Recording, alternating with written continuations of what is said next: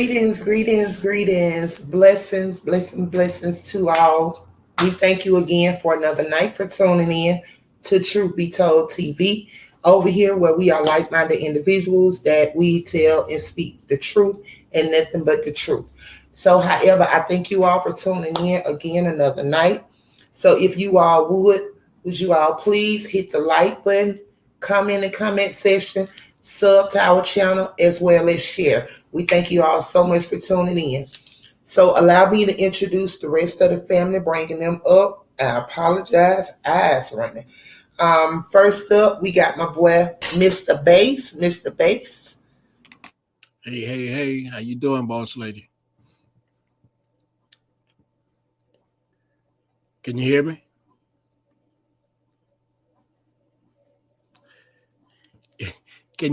You can't hear me? Yeah, I can hear you, love. Good evening, love. How are you? I'm sorry, my eye just running. Okay. I just want to say it's been a blessed day. Any day and every day, waking up, breathing is a blessed day. So I want to thank everyone for joining us. It is an honor for us to have you here to spend this time with us. We know your time is precious, and so we're going to do the best we can to bring you the best content we can on this Kelly case. We thank you for coming in. Hit the like button, share, comment, subscribe, hit that bell so you won't miss us. Thank you. Peace. Thank you so much, Mr. Bass. Blessings, love. Thank you. Okay, so next up, we got my boy, Mr. Mister's in the house. What's up, Mister? Hello. Blessings, man. Peace, salute, everything. How you doing today? I'm blessed, baby. How are you today, love? My eyes a little running, but I'm good. Hey, that's okay though. Just dry them up. Hey, I'm ready for this good content. And thank you for everyone.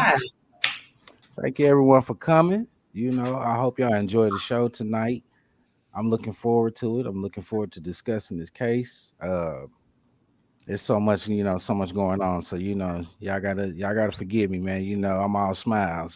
So let's do this. Let's do it. Thank you so much, Mr. And I appreciate you and Mr. Bass so much, because no matter what, you guys keep me on my toes. Every time I send the content, y'all make sure y'all do what it do. I thank y'all so much and I love y'all.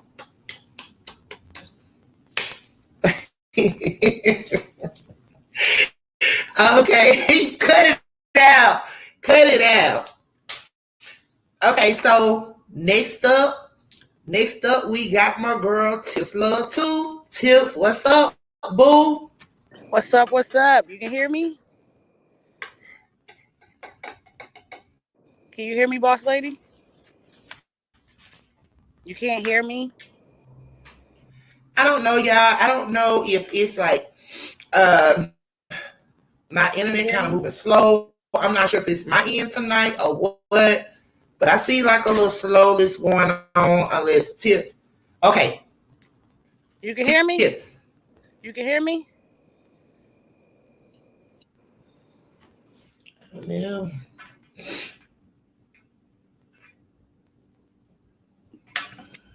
I can hear you just fine, Tips. Okay, because I was going to go out and come back in. You can hear me now?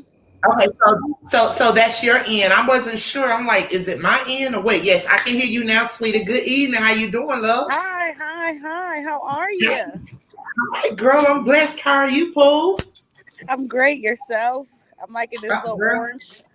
I know. I'm lovely. I'm I'm lovely. How are you? How was your day today? I'm blessed as always. Girl, you better know it. You better say it, Pooh. Yes. Miss Traylene sent me the best song ever. I've been listening to it all day.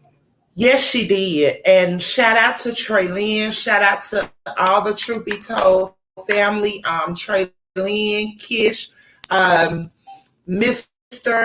Bass, V. Shout out to all you all. I love you all so much. Thank you so much for that encouraging song on today, Traylene. Also, shout out to McMahon. McMahon is in the building. Also, my boy, Mr. Sir Miguel, is in the building. Shout out Sir Miguel. Also, shout out to Earth. Kind of moving a little quick up there. Shout out to Earth. Shout out to all the people who has joined the Truth Be Told. Lady Earth B. Shout out to each Miss Emma. Shout out to each and every last one of you all. We thank you all so much for tuning in again. Another night with Truth Be Told TV. So, girl, tips. So, what's popping, girl? What popped off today? So, girl, let's just discuss what. Know. The day was so worried. It had me worried. Why? I don't know. I really wish we was in the courtroom. I really don't like the little notes because I think they only write what they feel is important. I wish it was on live TV. Well, we all wish that, Tiff. But however, check this out, though, love. Listen, I got that type of faith that moves mountains, girl. You already know that. So that's why, I haven't been quenching. I haven't been worried because I prayed on it. I sent it up. It's well. So, I'm good. I feel good about it. You know what I'm saying? So, I do notice that everything I'm paying attention to, you know what I'm saying, like far as the number of Trinity, which is 3, it seems though it's everything is operating in the Trinity. And what I mean by that is today is Tuesday, which is tomorrow is Wednesday. So they schedule out to Wednesday, and then, it's like everything that I'm stumbling across pertaining to this is, the number 3, you know what I'm saying? Holy Trinity. But however, that's great as well. So I'm not worried. So, I was on line earlier. I was on Justice for RK, and he asked the question, and I'm not sure. I forgot what, girl, because I be having so much, in my mind, because I be researching and going here, going there. So I see so much, and it just be boom, jumbled, right? So he had asked the question. He was like, "How are y'all?" Yeah, he's like, "How are y'all feeling? Like, is everybody okay? How are you all feeling?" I'm like, "I feel great." Like, once you have given it to the Lord, baby, when you didn't give it, when you have given it to Daddy, you don't got nothing to worry about. So, I can't speak for y'all. Y'all keep worrying, but hey, when you know God, and when you ask Him something, He show up and make it happen. So, that's just what I'm standing on. I feel you on that. You stronger than me, girl. Absolutely. Okay, so Lady Earth B. This is the first comment. Also, shout out to my boy Corey in the comment section. Okay, so she says we have people on YouTube that read the transcripts and someone else that takes note in the courtroom and read them every night on live. Absolutely, Lady Earth B. Thank you so much for tuning in again, love. We appreciate your support, and we, pretty much thank you so much. So yeah, that's where we're at. So I thought my girl in the courtroom on today, I thought she did just what she do, with some class, pretty much she was classy with it, as I would say, nice, nasty, she called them liars, and, it was really nice, nasty to me, and I was loving it. How about you, Tip? I think she could have went harder. Yeah, I said that at first too, but I was like, Jen, she was nice, nasty, but she didn't go harder. But however, this is what I thought about. Because, Tip, like I said, I'm always thinking outside of the box. I'm always thinking, like, I don't never look at too much of, negative. So I was like, okay, maybe it's a good thing that she went light. She did not want to be, she attacked it, but she didn't attack it aggressively, because you don't know the stance of what the jurors would go back there to. You understand what I mean? They would feel like as if, oh, she's so like, you get what I'm saying? Right. Like in the mind of how it did when that young lady, when she was up there lying on the stage and doing all that, and she was like, yeah, sex, like sucking dick, like you know what I'm saying, like some of that nature. And I was like, what the fuck, like she's so, but so pretty much she just kept that professional vibe to me. You know what I'm saying? So she went in, but it was more so in a nice way. You know what I'm saying? And I really think she did good, because you didn't want to attack too much because you didn't want to feel like you was being the aggressor, if you understand what I mean. I do. All right, Pooh. All right. So, we got my boy, Mr. Bass, everybody in the chat. Okay, so my boy, Sir Miguel at Truth Be Told TV. Good evening, beloved. Good evening, love. Blessings to you all in the chat. I hope you all's day was blessed on today. Well, I'm sure it was because we all are here, so you all have blessed day today. Okay, thank you so much, Lady Irby said that she can hear us. All right. So we are about to get this show going. So what you think, Tim?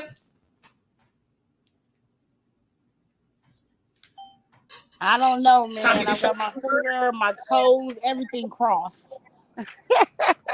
Girl, listen, girl. Let me rub this mustard seed, this more than mustard seed of faith on you, Tip. Please do. Rub it over here. I cover you, girl. You got to do better than that, Tip, because, like, if you trust God, then, I mean, what you questioning? What you worrying about? Okay, so for one, it's because let me tell you why I say the system is just not right. But see, listen, I understand that the system has never been right. I'm gonna tell you from experience, like dealing with my son, when I had dealt with so much in pertaining to my son, I would be praying and fasting, asking God to bring him on home. However, he allowed him to sit.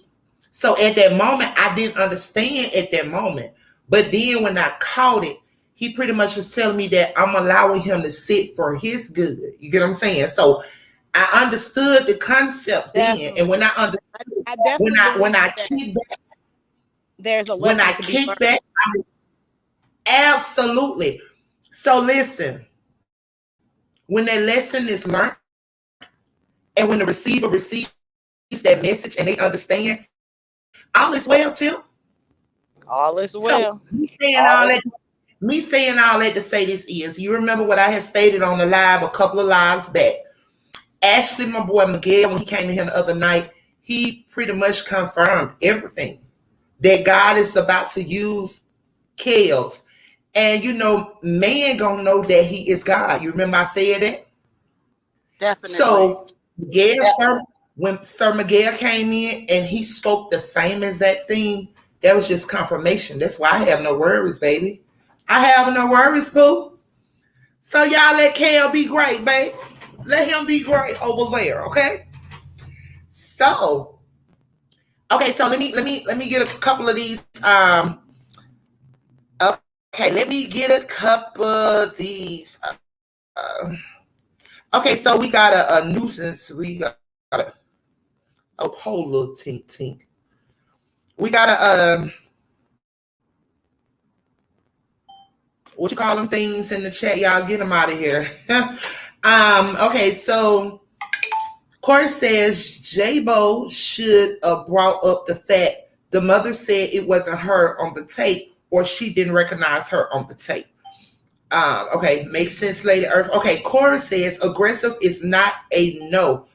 Kelly fight for his life. You have to go all out. Okay, so it's like this, Corey. However, like I stated, she went all out, but in more of a classy way. See, we are looking for her to like attack, like just drill attack. Not all the times is that good, Corey. You know what I'm saying? So I don't know, maybe if someone else in here, they can pretty much kind of like help communicate that. Me personally, I don't think that's a good way. You know what I'm saying? Like she attacked in the way that she needed to attack, far as like on a professional level. Because if she would have attacked like a heathen, then they would have, the jurors would feel some type of way or whatever. So that's like a no-go for me. So I don't know. Maybe if you all can drop in the comment section what you all think, should she have been, on attack or more aggressive or not? But personally, like I said, I don't think she should have been. She handled it. To me, that's just my opinion. She handled it. But however, I don't think that she should have been so aggressive like that. She was just a nice and nasty with it. That's just what I get. Okay, so okay, I'm gay, don't ban me, damn queen. Hey, my love. Blessings, babe. Blessings. And you will not get banned over here, baby. Okay, we love you over here, babe. Okay. Okay, so Zombie Nomad. Hi, we here. Okay, Zombie. I'm just gonna say Zombie because I'm not sure if I'm pronouncing the last name correct. Nomad. Okay, hi, we're here. Hello, welcome to Truth Be Told. We thank you so much for tuning in. And you looking thick, queen. Thanks, love. Blessings, holy black queen. God, oh my. Okay, so check it out. We get these people that's sliding can you up all in here, get man. that Barrett CS up out of the chat, please? Get him out of the chat.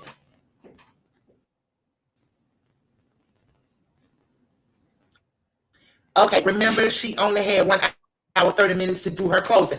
Absolutely. So Sir Miguel stated that she only had 1 hour and 30 minutes to do her closing.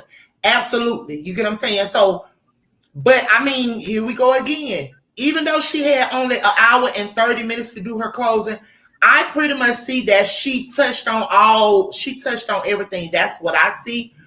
I need my moderators to wake up if they sleep. No, but you all handle the comment section. We got some trolls that's popping and using the word nigger. I don't know what that means.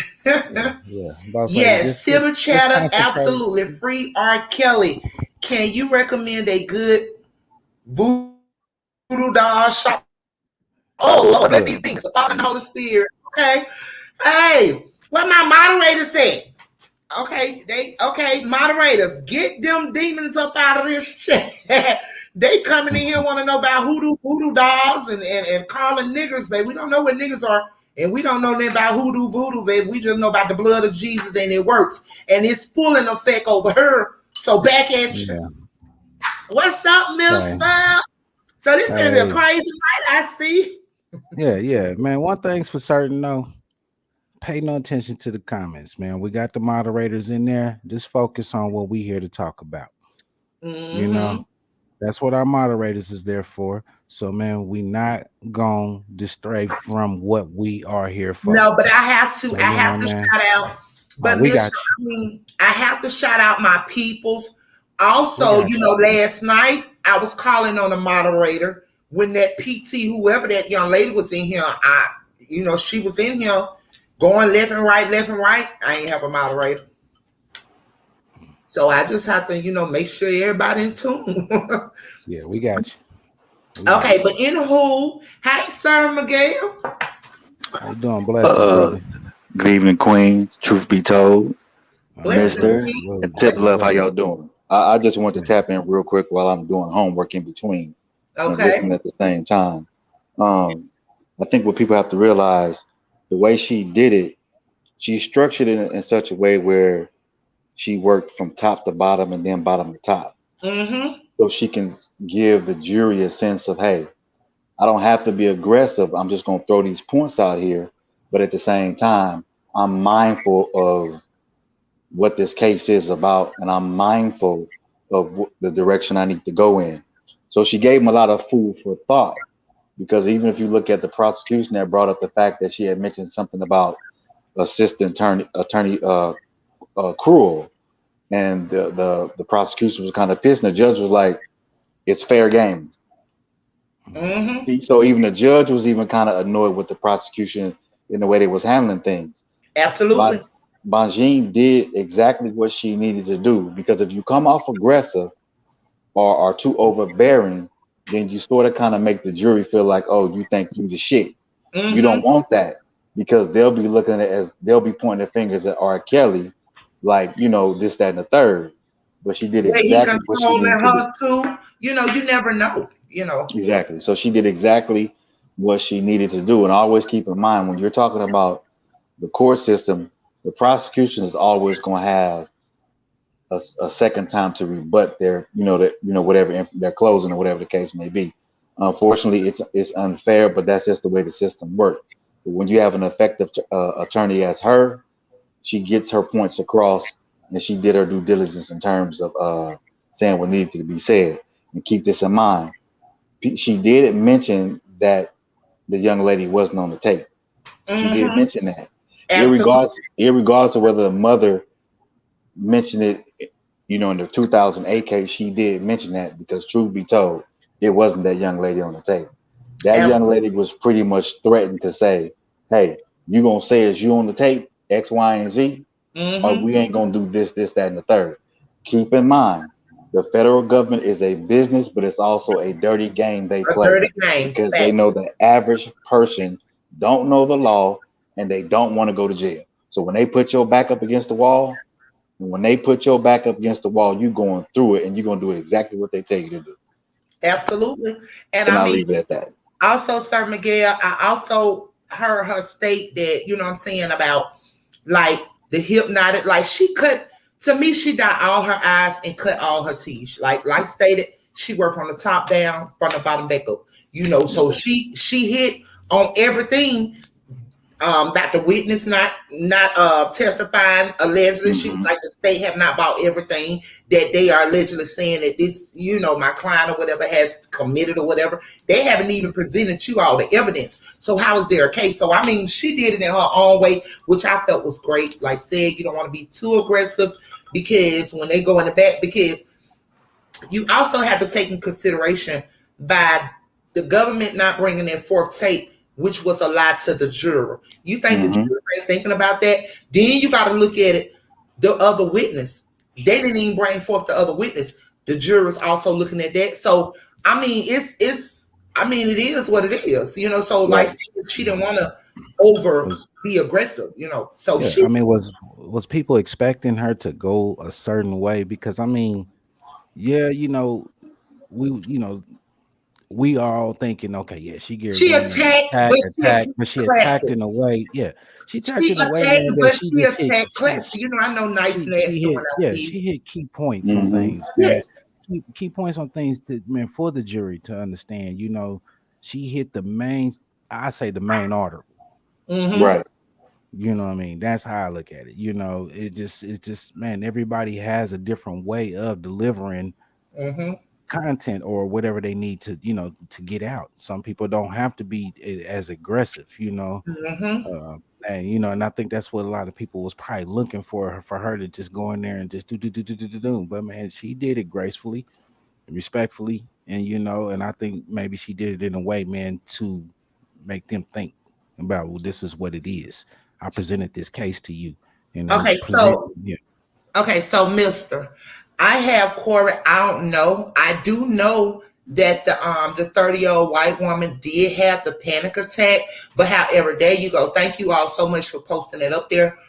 But listen to what Corey says. I'm not sure. I cannot speak on that. I just know that the woman did have a panic attack. But however, what she was yelling, truth be told, boss lady, I cannot speak on that. So Corey says, rumor, I think he was trying to say, rumor has it, it was a 30-year-old white woman that had a panic attack screaming, R. Kelly not guilty, not guilty, not guilty. I'm tired of the lies, and got replaced on jury. What did I tell you all? What did I also say yesterday? I said I wouldn't be surprised starting off another jury. Someone probably not come. It's going to be a problem. And what happened today? They were late. One of them just late as shit. Like that. Right. They could delay the court, because jury was late. But however, you have people that things don't sit well within their soul, especially if they talking about, somebody telling them to lie and what they better do. You know what I'm saying? So that's just what it is. And so they got her up out of there because they automatically knew that, oh, she finna be a problem when she go back there. So in actuality, she didn't ask to leave.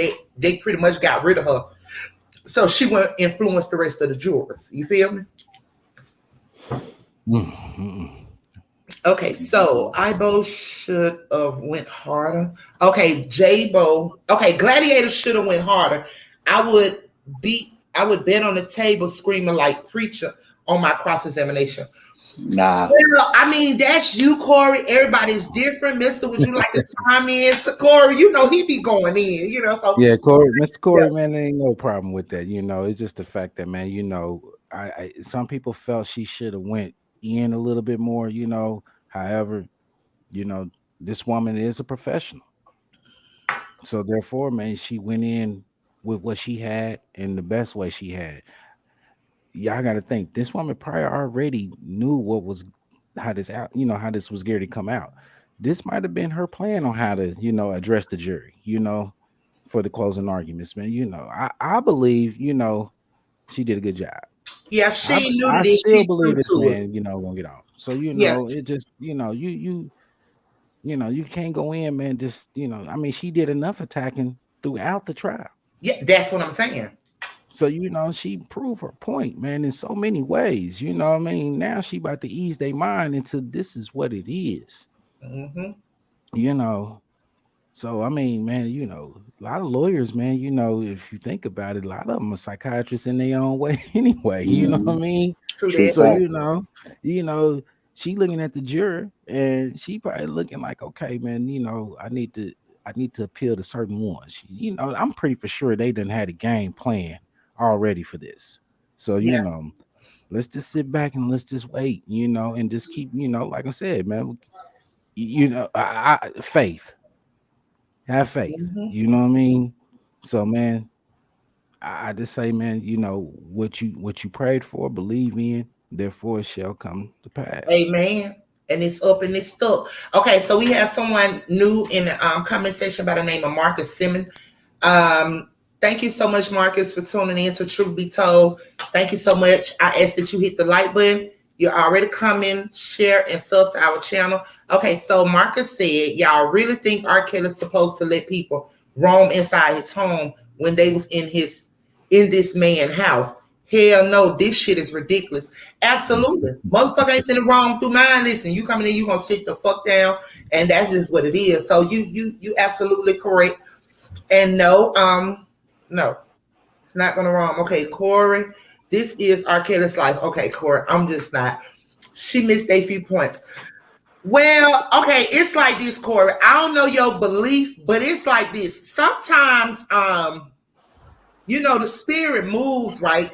So how we know that the spirit was speaking through her and knowing exactly what to say, how humble to say it. See, I'm always outside the box and I'm always looking at things from a spiritual perspective. You know what I'm saying? So you can't always just look at things worldly. You know what I'm saying? You have to look at things from a spiritual perspective.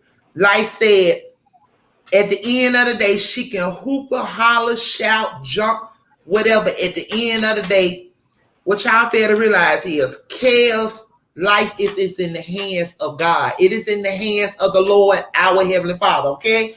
So with that being said, what's done is done, y'all. So relax, chill, okay? So Mr. Bass, it's the Laird's defense attorney job to get you off the squeeze, off the square. Okay. Yeah. Exactly. And so, like, if she would have been belligerent or acting disoriented or attitude or snot, how would they have looked for her going back there? Hey, and I say the woman did her job.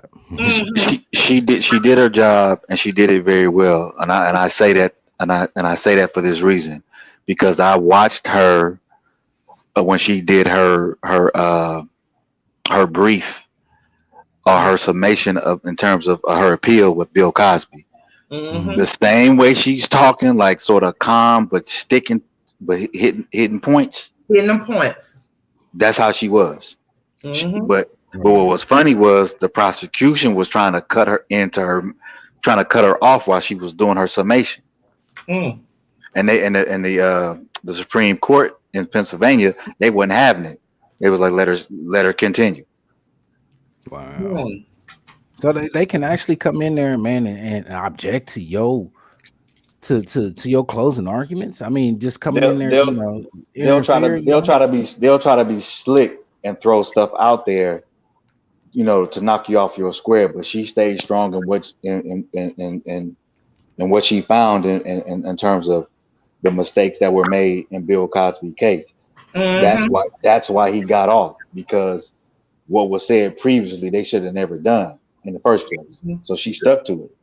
Absolutely. Like for example, family, you know, earlier that's what the state prosecution, the government allegedly tried to say that BOJEAN doing what she did, she snuck one in them now. That's what they were trying to say too. Like she snuck one in. Excuse me, y'all. She snuck one in and she wasn't supposed to. Allegedly, that's what they said over there. But we gonna get to that content.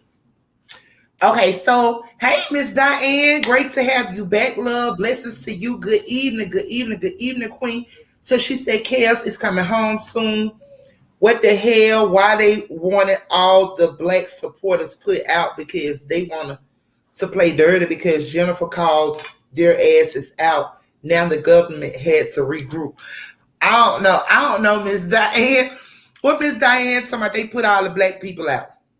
Yeah, they were, from my understanding, they were, some of the marshals was escorting some of the black people out that were supporting him.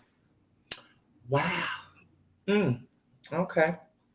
Because if you think about it, look at Chicago and look at the balance of how their state's attorney office is kind of in shambles. You got a high crime rate.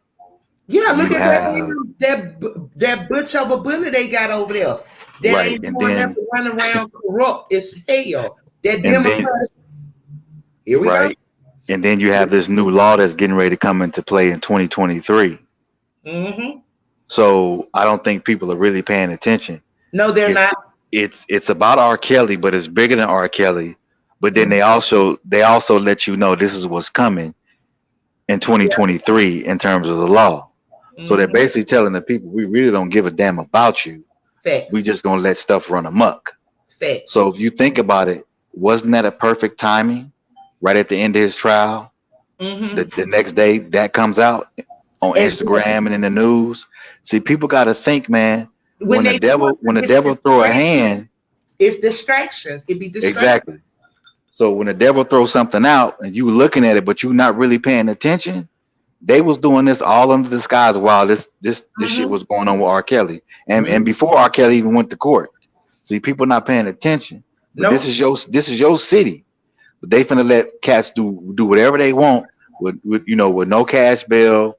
You don't have to do that, squash that, so whatever. But I told the people, listen, Sir Miguel, do you not know that I got put off of Twitter? I got put off of Twitter and all of that, and also like my account through Facebook, they had kept blocking me like 30 days here, 30 days, something like the hell with it. So I'm on social sites.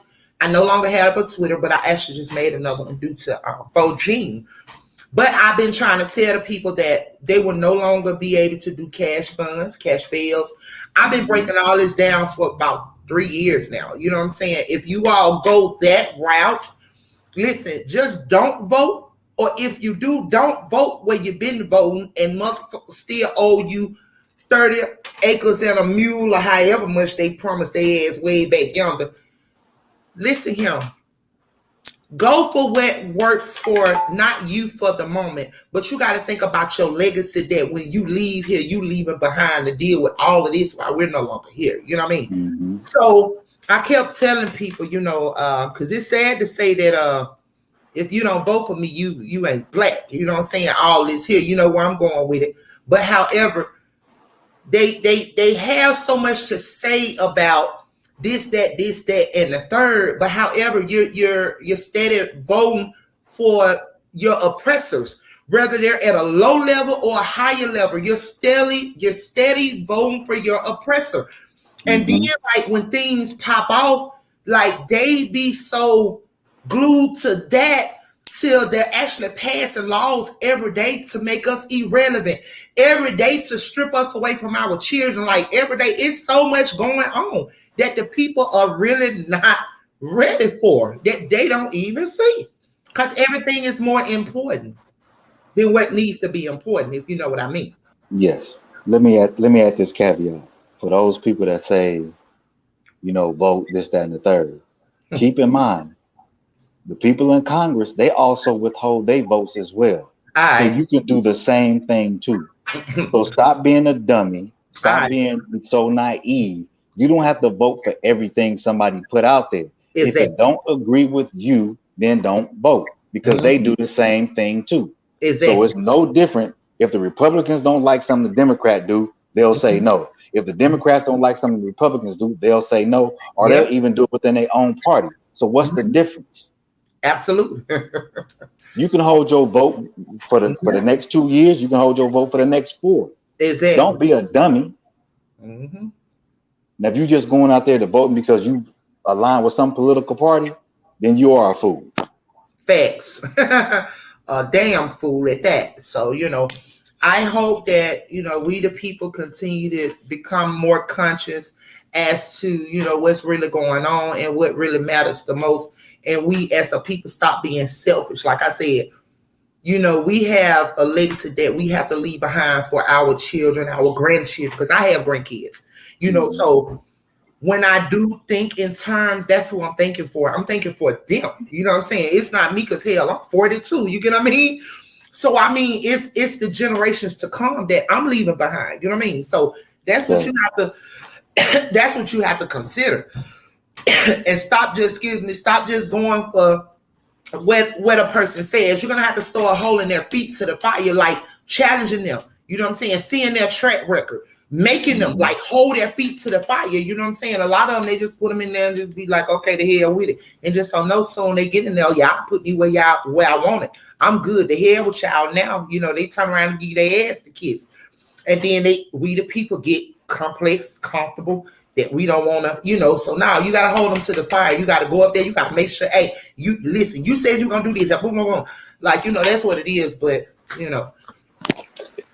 If anybody really want to start and know how voting and stuff really works, just check out your local city and understand what municipal bonds really are and what they do. Yep. Once you understand that, then you can move forward in understanding how it works within the state, and then it trickles on to the federal government and so forth and so on. Absolutely, Sir Miguel. And when I learned that, I was like, damn, we've been bamboozled this whole damn time. You'll be surprised. Whole time, okay? Whole time.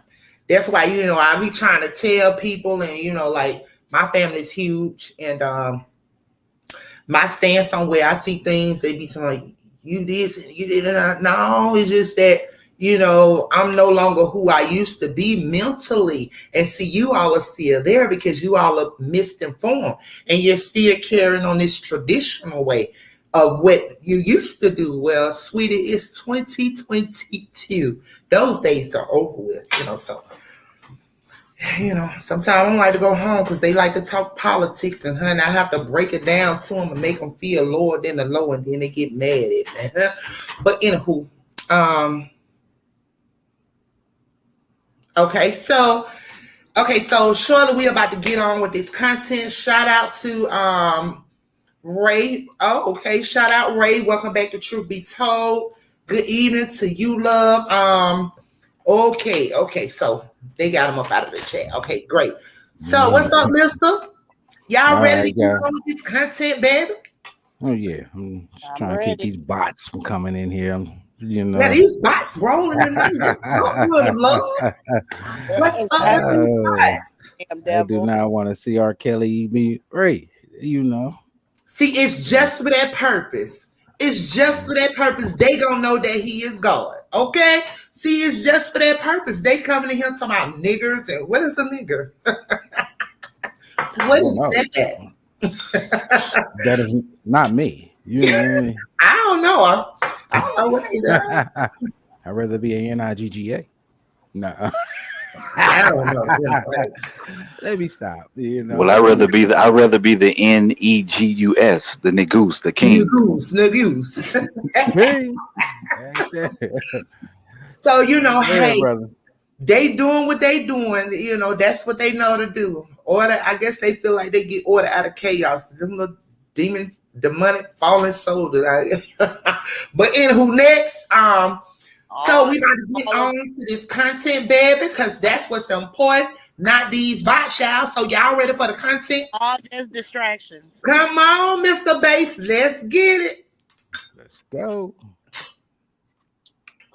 R. Kelly's federal case in the hands of the jury. They started deliberations this afternoon following the 4-week trial. But first, they heard closing arguments from Kelly's defense, a rebuttal from the government, and instructions from the judge. CBS 2's Tara Molina is live at the federal courthouse in Tara. The jury got the case just after 1.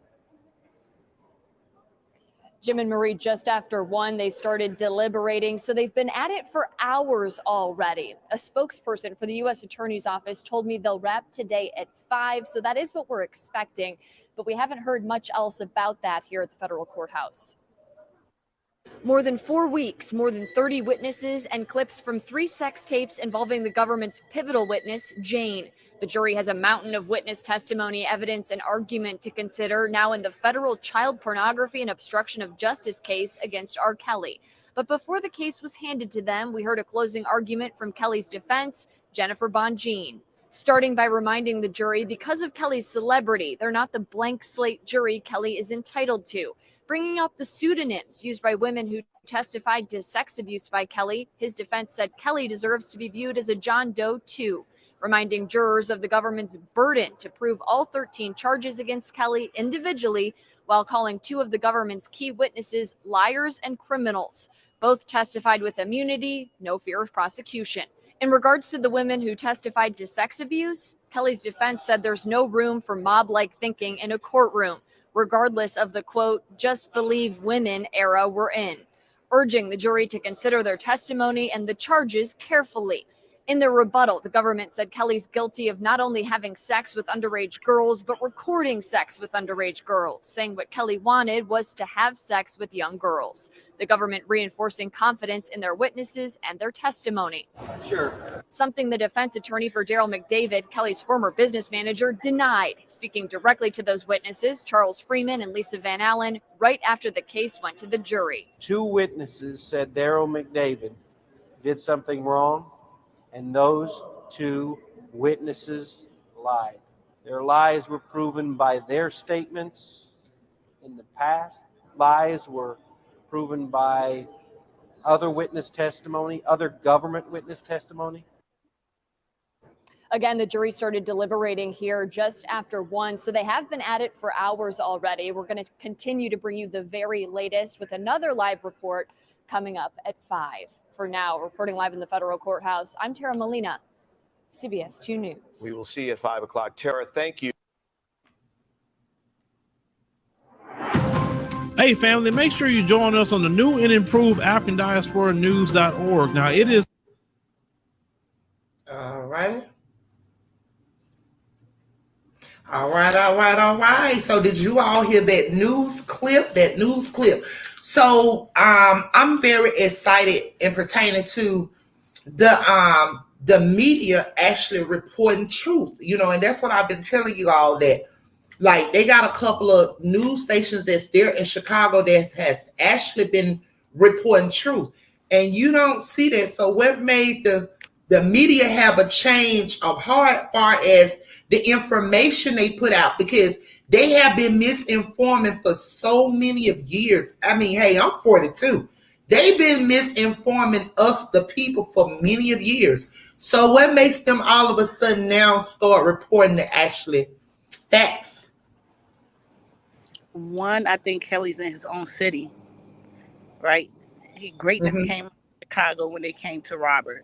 That's 1. 2, I think from New York, when the transcripts started coming out or the news started reporting Jane's mom was texting and things like that, I think it made a lot of people pay more attention. Before, there was nobody paying attention. So I think now all eyes are on them. Okay. What you think, Mr. Miguel? I agree with Tip in that regards, because even though the text messages wasn't allowed in New York, if you notice, after he was sentenced, it started coming out. So that kind of made people start questioning stuff. So the fact that he was able to get to Chicago to get settled, and BOJEAN was able to really talk to him and get information. Because like I said yesterday, there was things that we didn't know that came out. You know what I'm saying? So I think that the media and themselves were like, well, damn, this didn't happen in New York. So maybe we did miss something, or maybe we didn't tell the truth. Or then you got, bloggers coming, that's coming out with information. You got people in the courtroom and just driving it home saying, hey, this ain't right. This is what's really happening. You know what I mean? So they had no other choice but to kind of turn it around a little bit. And I think, like Tip said, at the end of the day, R. Kelly's at home. So it kind of worked in his favor by being at home where he's comfortable, where his voice can really be heard. So it was heard through his attorneys, because like he said, he really wasn't allowed to even speak in New York. Absolutely. Mister, you want to chime in? Oh, Mr. may have gotten the run. Okay, so Mr. Bass, we're going to continue with the content. Go ahead on with the content, love. Okay, let me pull it up. Hold up. Let me pull it up here.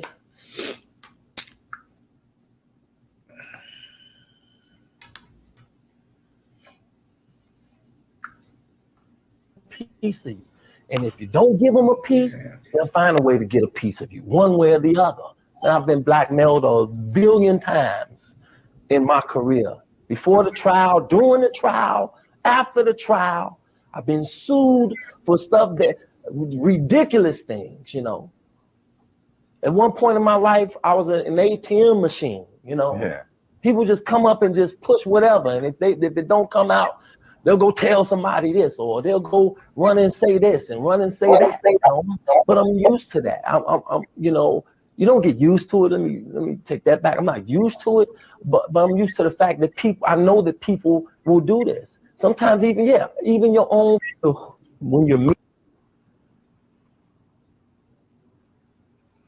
I apologize about the end of that, family, but it was important that I grab that piece of content. It was very important that I grab that content, because did you all not hear what he said? And here it is. We're seeing it from his perspective.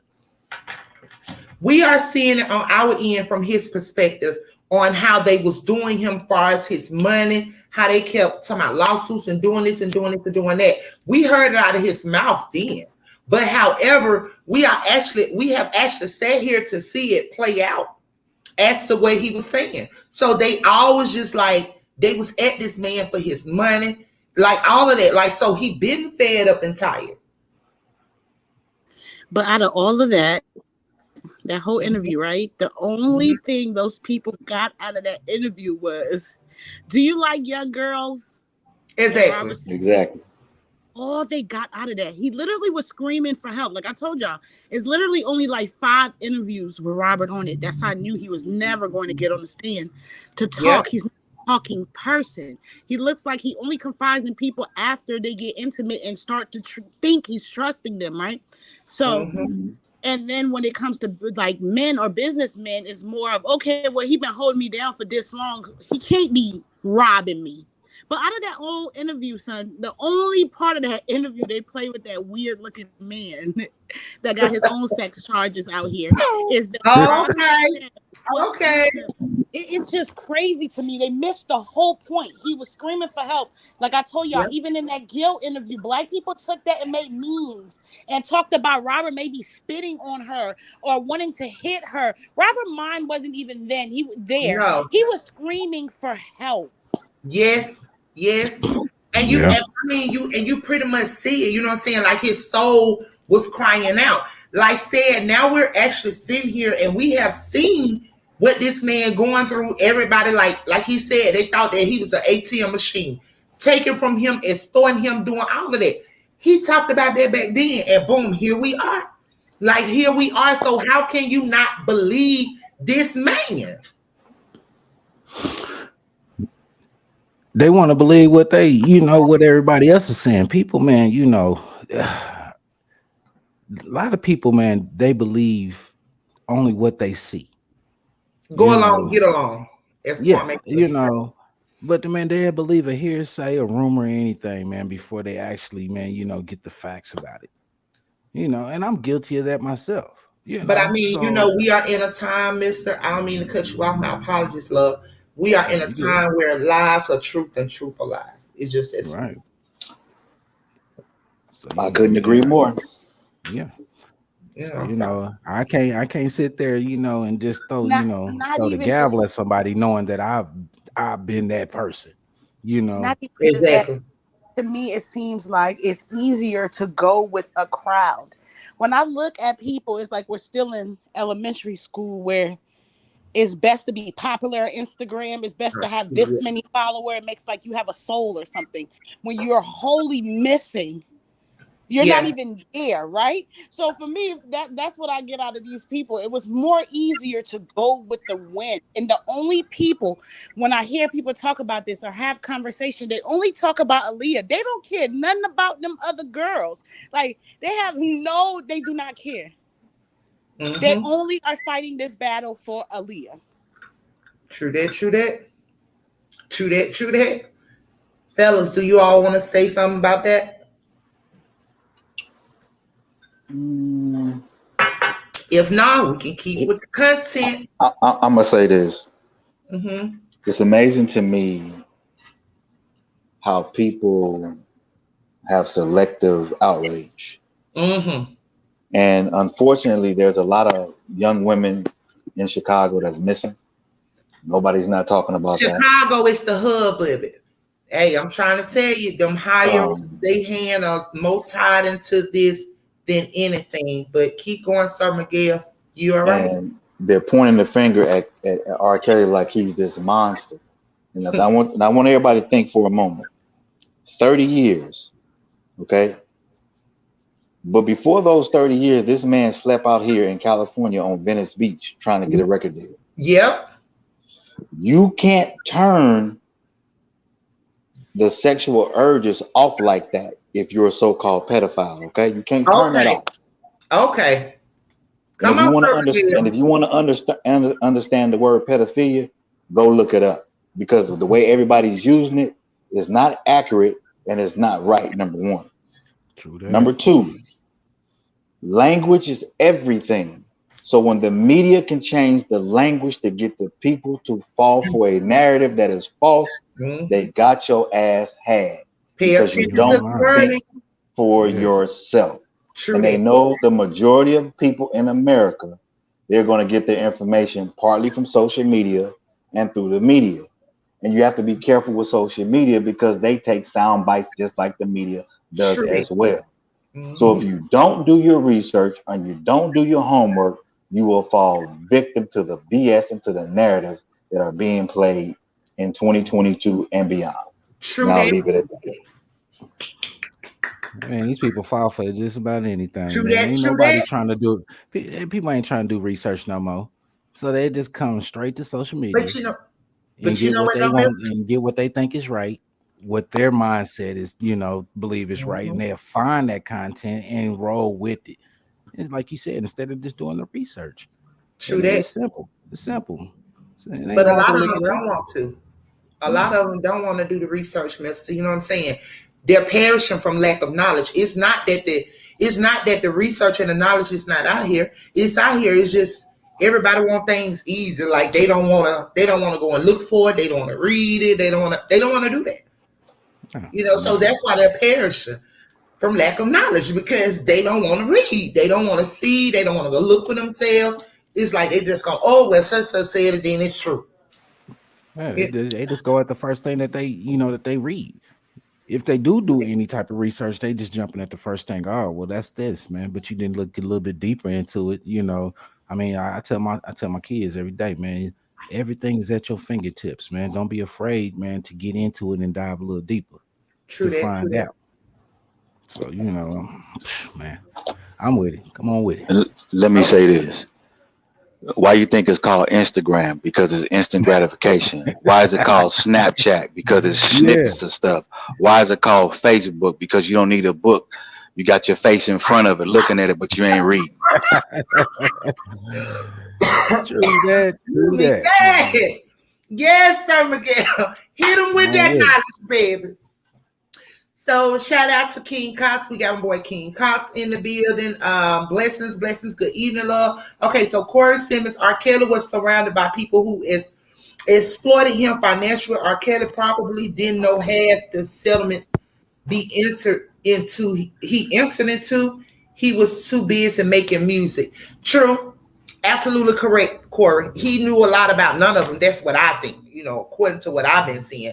I don't think he knew a lot about because they were actually writing his money out to themselves and they was doing all that shit over there. Yeah. Mm-hmm. Yeah, they was doing all it. Okay, so Mr. Bass, let's run this content, baby. Shout out to my boy J-Rock. What's up, J-Rock? J-Rock in the building. Blessings, love. J-Rock. Blessings. Okay, so this is the not the transcripts, but these were the notes that were taken in court on today. Shout out to Justice for RK on Instagram. Shout out to Dave Barnes. Shout out to Megan. Shout out to Don. Shout out to all the content creators over on Instagram as well as YouTube. The ones that are actually in the courtroom that are getting the information on the outside to us. We thank you all so much. Okay, so start with Dave. Dave said Mr. Kelly did not tell either of them to go give false testimony to a grand jury. BOJEAN says of Jane and her mother, Susan.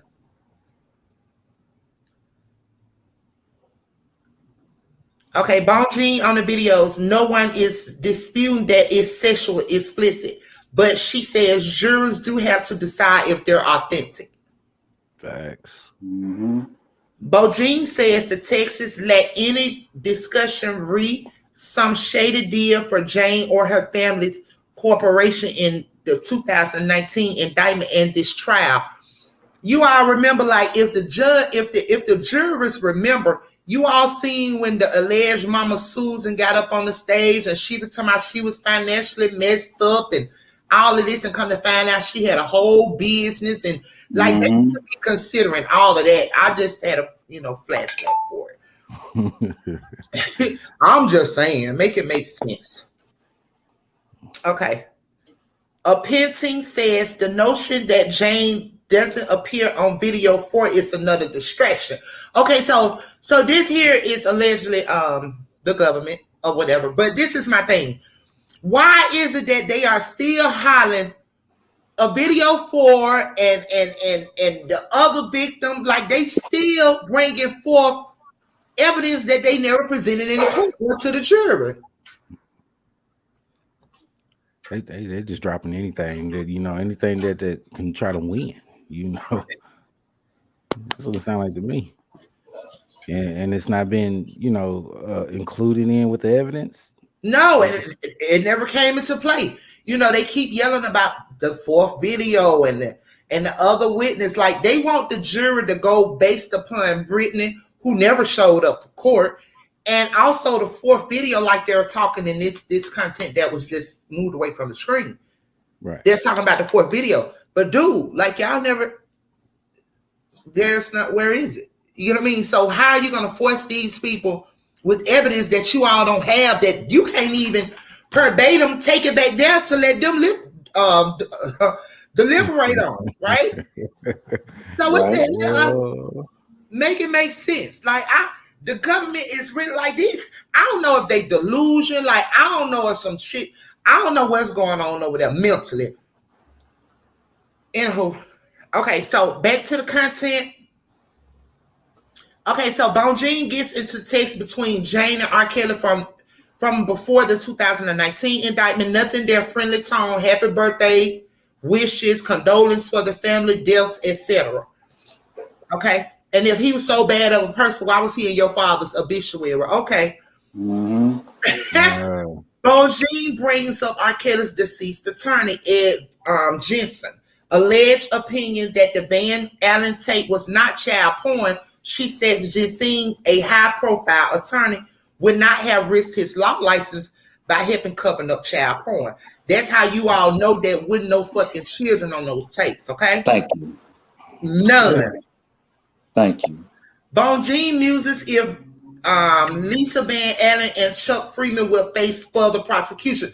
I keep asking that question because if you all see this, how in the hell can the government allow this to continue? Because with the immunity that they all have been given, they violated those agreements. So I don't see why there would be no charges pressed against them after the fact, y'all. I just don't see it. I don't see why there would not be. Don't be surprised. Okay. If it does, don't be surprised if it does come at a later date. Okay. Well, okay, yeah, because when the government lose, then yeah, like we was talking about, they're gonna take the Section 8 back. They're gonna get their ass. They're gonna bamboozle. Mm-hmm. Okay, so a Penson says McDavid's entire testimony was incredible and relied on 4 lawyers. She says what you heard about these lawyers came from McDavid and McDavid alone, and 3 of the 4 of them are dead. BOJEAN calls Van Allen a liar and a thief, one who stole R. Kelly's property. That's the watch and everything else she was stealing, y'all. Okay? People who steal are typically not the most truthful people in the world. See, that was an attack right there, but in a nice way. You get what I'm saying? So how is it that she didn't pull forth the effort? Okay, so BOJEAN says Kelly was a musical genius, but couldn't read or really understand the contracts he was entering into. And she said, the business of R. Kelly became quite a business. Mm-hmm. Okay, so a Penson claims, of course, McDavid was in the room with Jane's parents and R. Kelly during the 2001 meeting in which Kelly allegedly confessed having a sexual relationship with Jane. McDavid was too important a figure in Kelly's life to be waiting outside in the car during that 2001 meeting, Penson said. Now, this is the government that is speaking. But however, it's possible because not all the time does somebody have to go behind you while you going to take care of some business. Like, come on, you just don't, Okay, BOJEAN wrapping up by warning jurors about the Fed's upcoming rebuttal. They're going to take liberties, BOJEAN said. BOJEAN on Jane. We're not denying that this relationship commenced. And you heard the testimony. You would decide when the relationship commenced. BOJEAN is drilling down into whether Kelly used a phone to induce Jane into criminal sexual activity. She says phone sex doesn't really cut it. Tells jurors to look at instructions. Now BOJEAN turns to counts 1 through 3, which she calls the most difficult and serious counts in the indictment against Kelly. BOJEAN finishes, go back there, please, and you remember that each count counts, and you do your job and take as long as you need because our system requires it. Mr. Kelly deserves it no matter what you think about him. Thank you.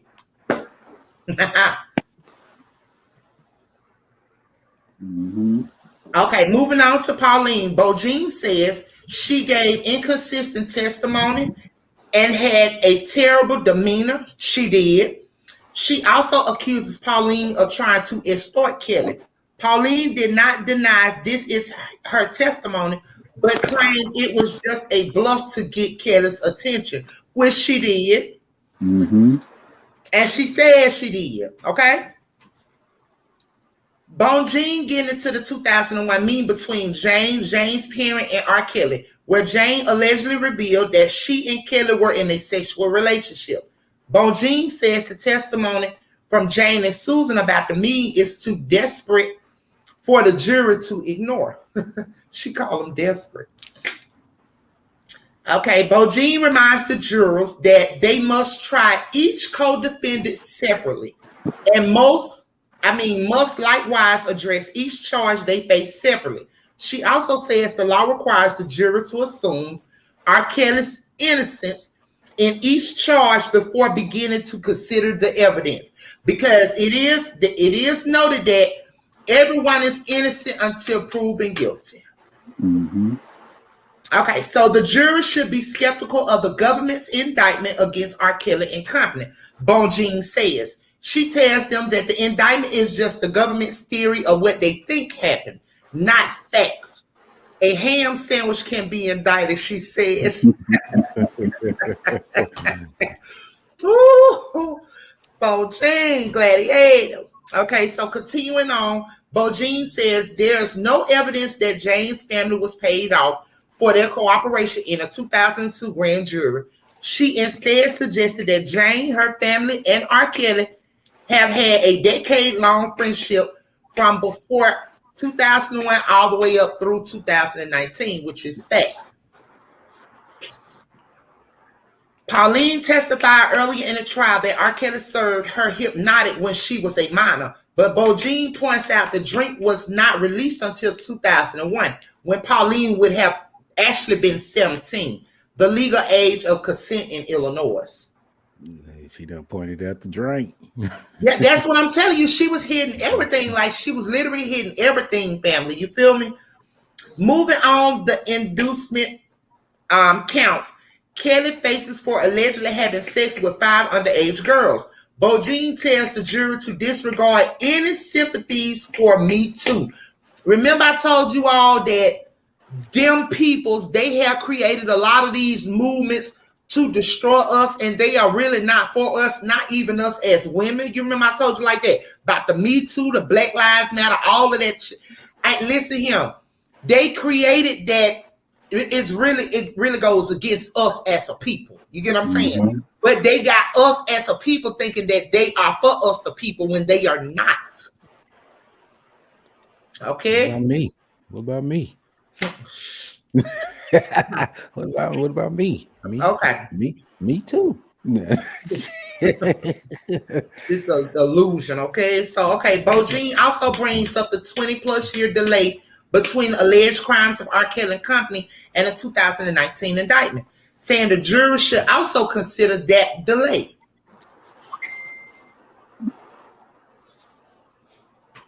Okay, BOJEAN says there is no evidence that rkelly induced Jane to allegedly lie to the Cook County grand jury in 2002, claiming instead that Jane just didn't want her parents to know anything. She never told you that.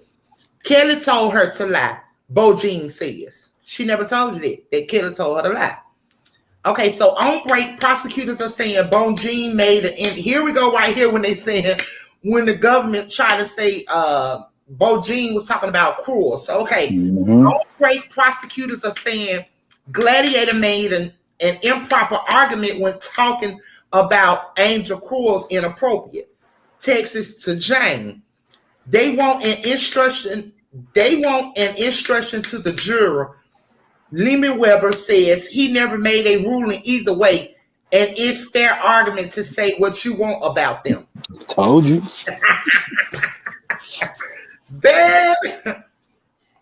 Hey, BOJEAN tells jurors, I believe I Can Fly was a beautiful song. And no matter what you ultimately decide in the jury room, this man did some beautiful things when it came to making music. And he should not be stripped of every bit of humanity that he has. All righty. Better get good. Doubling down on Van Allen. BOJEAN accuses her of lying about her age to rkelly when she met and slept with him on the set of the Home Alone video in 1998. She says she would have remembered her age, 18, after having sex with such a famous person. Facts. Mm-hmm. Moving on to $1.3 million settlement agreement between McDavid and rkelly. She says the agreement's strict confidentiality clause means nothing despite the government's claims otherwise. She says most settlement agreement includes a confidentiality clause, which it does. That's true. Which it does. Lehman Weber tells the juror they must be impartial, to not let sympathy, fear, or public opinion affect their judgment, and likewise to not consider the defendant's race. Mm-hmm. Okay, the prosecution attempts to portray rkelly as an immoral man or a distraction, BOJEAN says. They are meant to lose your humanity for this man and prevent you from really scrutinizing this evidence, she says. Here we go. We don't just believe women or just believe men. There is no place for that kind of mob thinking in the courtroom. Baby, BOJEAN don't play. Okay, so the government wants to make this case really neat and tidy, but they can't, BOJEAN says. Getting into the complex narrative surrounding Lisa Van Allen, Keith Morrell, and Chuck Freeman. She accuses Van Allen of lying on the stand on several occasions. BOJEAN says the prosecution has an incredible advantage in this case because they're getting some help from the co-defendants. She argues that attorneys for Daryl McDavid and Milton Brown have implied R. Kelly's guilt. BOJEAN says Jane falls into the category of believe some, not all. She is someone who has lied, has received financial gain, and she has an immunity agreement, and that is not to say that she has told falsehoods about everything. All right, so here we go, and this is the last one for now, family. I'm going to let y'all chime in and talk about it. BOJEAN says R. Kelly was surrounded by lowlifes around him who wanted to shake him down over the leaked sex tape that allegedly featured a minor. Let's go, family. Let's talk about it. Let's talk about it. Let me start with that last slide for you real quick. Mm-hmm. Now, do you think BOJEAN would risk her license if she knew it was child porn? No. That's all I'm gonna say. No. Hell no. I'm pretty sure she reviewed them videos. That's all I'm gonna say. Because at the end of the day, no lawyer, especially with these strict laws of child pornography, come on, man. All right. And they put them up under the cell nowadays. But however, that's only for the color people, because there are in other sense that they are trying to legalize. Okay, let's keep this shit 100 now. Okay, in some states they're pretty much trying to legalize this shit. They're trying to legalize this shit. The age limit is getting younger and younger and younger. Okay. I'm gonna say that conversation for another day because I know exactly where you're going. Okay. Okay. Now let's go ahead and bring it up. Shoot. Oh no, brother. I'm gonna say this one. Say that one for another day because I ain't gonna even go in. I'm gonna just stop right there. I could bring some stuff and you'll be like, what? Yeah. Facts. Yay. It gets real deep now. So that's what they're trying to do. You know, they're trying to legalize pedophilia in their own way. But we gonna keep it talking, okay? We gonna keep it talking. Hey, baby. I mean, look, they doing it even on the commercials nowadays, you know? Yeah, they been doing it. Disney Channel. Oh, baby, they been doing it. So, you know, I'm sorry, man. I ain't gonna get into it yet, man. I'm away, Mr. J. Ryan again. Allegedly, everything that we say over here at True Be Told is allegedly is for educational purpose and entertainment uses only. It falls under section 107. Okay, let's go, family. But back to the courtroom, y'all. What's good? Let's excuse me, y'all. Excuse me. So let's talk about it. Let's talk about it. J. Rock, what's going on, love? What's going on, people? How y'all doing? We're blessed, love. Oh, that's good. Well, you guys were just talking about the CP, aka Child P, a minute ago. I'm gonna say this: Subway still selling sandwiches, but you want me to mute R. Kelly? Okay. Okay. Not only that, so pizza huts and hot dogs still flow in all types of parties, but they want us to mute R. Kelly. Okay. Hush boss lady. Okay, so let's talk about it. Yes, let's talk about it, family. So like y'all didn't see like BOJEAN in the courtroom. Like me pretty much got done reading what I was actually just reading, right? So y'all don't think that she did a great job within the courtroom? Yes, the rabbit hole is deep, baby. I don't think it's an ending to the rabbit hole.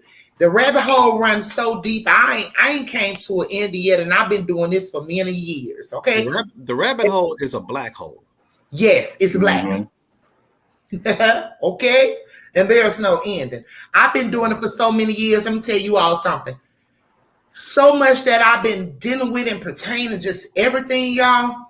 I had to step away for a minute, because if you don't step away and really like Lord, and just step away for a minute, it will it'll do something to you up there. You know what I mean? Right. Mm-hmm. So I had to step away for a minute, but then I got back in there. Got back in there. I just had to step away because it was like really pissing me off. Really just pissing me off, just making me feel just so But what's up, Mister? Let's talk about it. Let's hear it, family. Let's hear it. Sound like to me, man, she hit a lot of points. I mean, just from what I was just reading right there, I feel that, man, she hit on the points that was needed for that jury to understand what they dealing with, what type of case they got here, and they need to look at the facts that's up there, that was presented. I don't see the prosecution, man, proving their case whatsoever. It just, it's right there in front of you. How can you not see this? Absolutely, the prosecution didn't prove their case. Period. They did not prove it without a reasonable doubt. They proved nothing but lies. And you can see why their witnesses was a bunch of liars, because the government lying. You know what I'm saying? Like, they all just lying. Like, even the government wants the jurors to go to the back with this Cinderella type shit, a make-believe tape, and another allegedly victim that never came into the courtroom. It never came to play. So how do you do that? Not only that, man, you got JD, man, didn't even, he couldn't even get up there, but yeah, he want to speak on all the news medias about it. It just, man, disgusts me. I'm confused about something. If the prosecution said there was like 5 minor girls, but you only had how many witnesses? 3, 4. So where the other 2? Where the other 2 at? We still waiting. Figment of the imagination or something? Yeah. That's just like the tape. We still waiting on the tape, but they keep presenting this. Like even after they rebuttal behind Gladiator. They talked about 4 tapes, the other witnesses, but they never. We ain't seen nothing. Like, how do you want the jurors to go to the back and lie? And I don't know, y'all help me make sense of this shit now, because I don't see what they getting at. Like, they're literally at the rebuttal of Gladiator. They literally want the jurors to go back and they're steady hollering about a 4th tape, another victim, which was not there. That didn't come to play. So help me, y'all. Well, the only thing I can tell you is this, because everybody keep going back to the whole thing about the narrative about all these multiple girls and everything else, but they don't want to address the extortion. Look, R. Kelly has been surrounded by more snakes than Indiana Jones in the movie Raiders of the Lost Ark. Mm-hmm. I mean, true that. I mean, they've been biting him. They've been slithering all around him. So let me ask you a question real quick, J Rock, before you continue. Do you think they was planning before Kelly's success really just took off the way it was? Do you think they slid in on them then? I've been asking this question. I just think they have, but I don't know. To a certain degree, I believe so. I believe some of them may have been kind of been maneuvered in position to a certain degree, because Demetrius Smith, who I totally believe has a bigger role in this whole thing than I really want to admit. Yep. Has always seemed to be around certain key points in regards to whatever trouble R. Kelly has been involved in, whatever the case may be. He's always seemed to be around in some way, shape, or form. He's always there. You know what I mean? He's always there. And then if you take a look, obviously the biggest looming shadow is Barry. Barry is the biggest looming shadow in all of this. Mr. Guess what? And Barry, and y'all, didn't nobody want to believe me. I said, follow it, family. Follow it. I've been screaming Barry, and guess what? Barry got some answers. He's the gatekeeper. He's answering for somebody too. Who might that be? Could it just be Sony Records? Okay, keep going, fam. Yeah. Now, also, in fact, I don't know. I just be speculating. Like I said, the biggest looming shadow I say is Barry. Although Jim Derogatis is so big, he can actually perform. He can actually create a solar eclipse by himself. But he's the only man that I know. If he fell in the Grand Canyon, he might get stuck. But that bastard. But baby back. You got me with that one. Shout out Mr. Terry to the panel tonight. Good evening, Mr. Terry. Blessings, love. What's up, family? How y'all doing? Baby, how you doing? What's good? I'm doing nothing much. I'm glad to see the two brothers, J Rock and Mr. Trying to see Miguel. Yeah, how y'all guys doing, man? I'm glad y'all made it back to the Truth Be Told family, man. You know what I'm saying? And I mean, I love how y'all, dissect that, what we bring to the table, man, and giving y'all input on the situation, for output. And I mean, I'm just happy to have y'all on, man, because, the ladies, they give great points.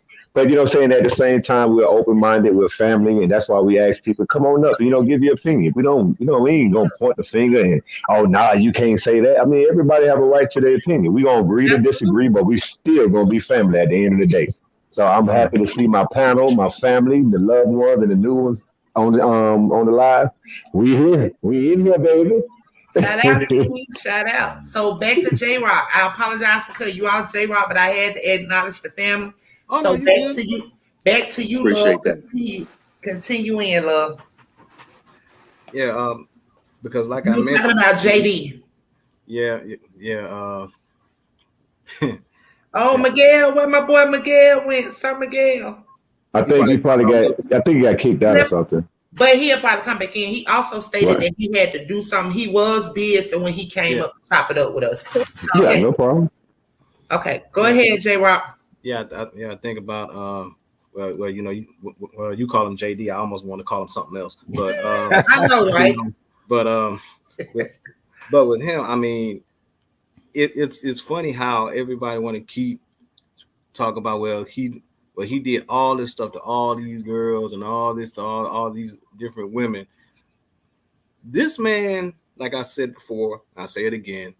This man is, I still consider, the greatest singer-songwriter of the modern era. Mm-hmm.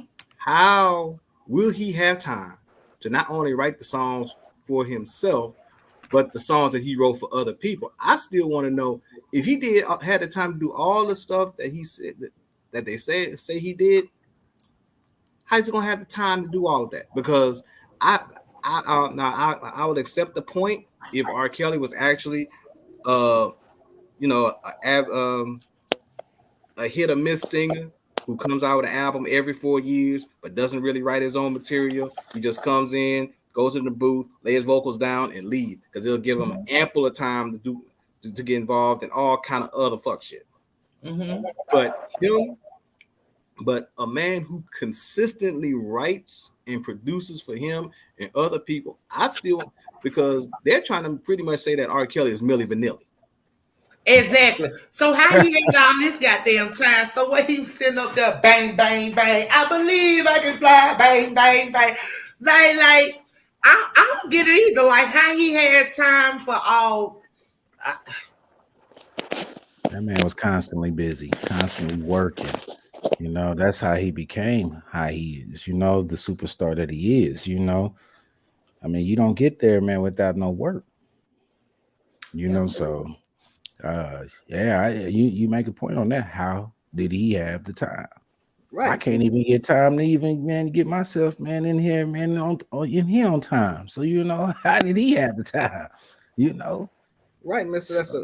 That's a great point, because that's one of the things that I think drew Tupac to him, because Tupac had one of the strongest work ethics of any artist in the industry. Right. And I think Tupac saw R. Kelly as a kindred spirit because he saw the same type of work ethic R. Kelly puts in himself. That's why I think if that project, Best of Both Worlds, would have ever happened, it would have been epic. Yeah, and it might have changed. It might have changed the complexity. She would have shifted the culture. Right. It definitely would have changed. It definitely would have changed the culture without question. Facts. Hey, you see what Corey put in the comment? Go ahead on it and read it, Mr. Terry. All right, Corey got two of them back to back. The first one says he got a couple of typos, but I do understand. I will say one of the government witness lied to expose so much she didn't want to come back to court. They had to pick her up, hollering and screaming back in court. Yeah, and then the second one back to back, he said they would say improper arguments with that one, but I still would have tried to sneak it in. I don't catch the tail end on that one with sneak whatever in. Maybe he can come man, he's saying that, man, you know, she could have, you know, exposed and, you know, said a lot more and try to sneak in some of that, you know, like he said, the government witness lies got exposed so much that she didn't want to come back to court. You know, they had to pick her up, hollering and screaming back to court. You know, said, man, basically, they would have said that would have been a proper, you know, improper argument. They would have, you know, what they do it. I forgot the word for it, but man, you know, y'all know what I'm talking about. Strike it from the record. Yes. So, you know, they would have been trying to remove they that. Shouldn't have when they call him Robert a pedophile. It's all fair game. You know? But she see that they not giving him the fairness that he deserves. So, you know, she have to find another way to come in. I love how she accredited his music era that he has been through, his greatness. I love how she added that in her statement. Yes. Yes. Right. And I want to go back to something a little while back about the juror who all of a sudden had a panic attack. But J-Rob, is that true? Do you know anything about that? Because from my understanding, from me reading and researching, like she just had a panic attack and she said that she can't do another minute.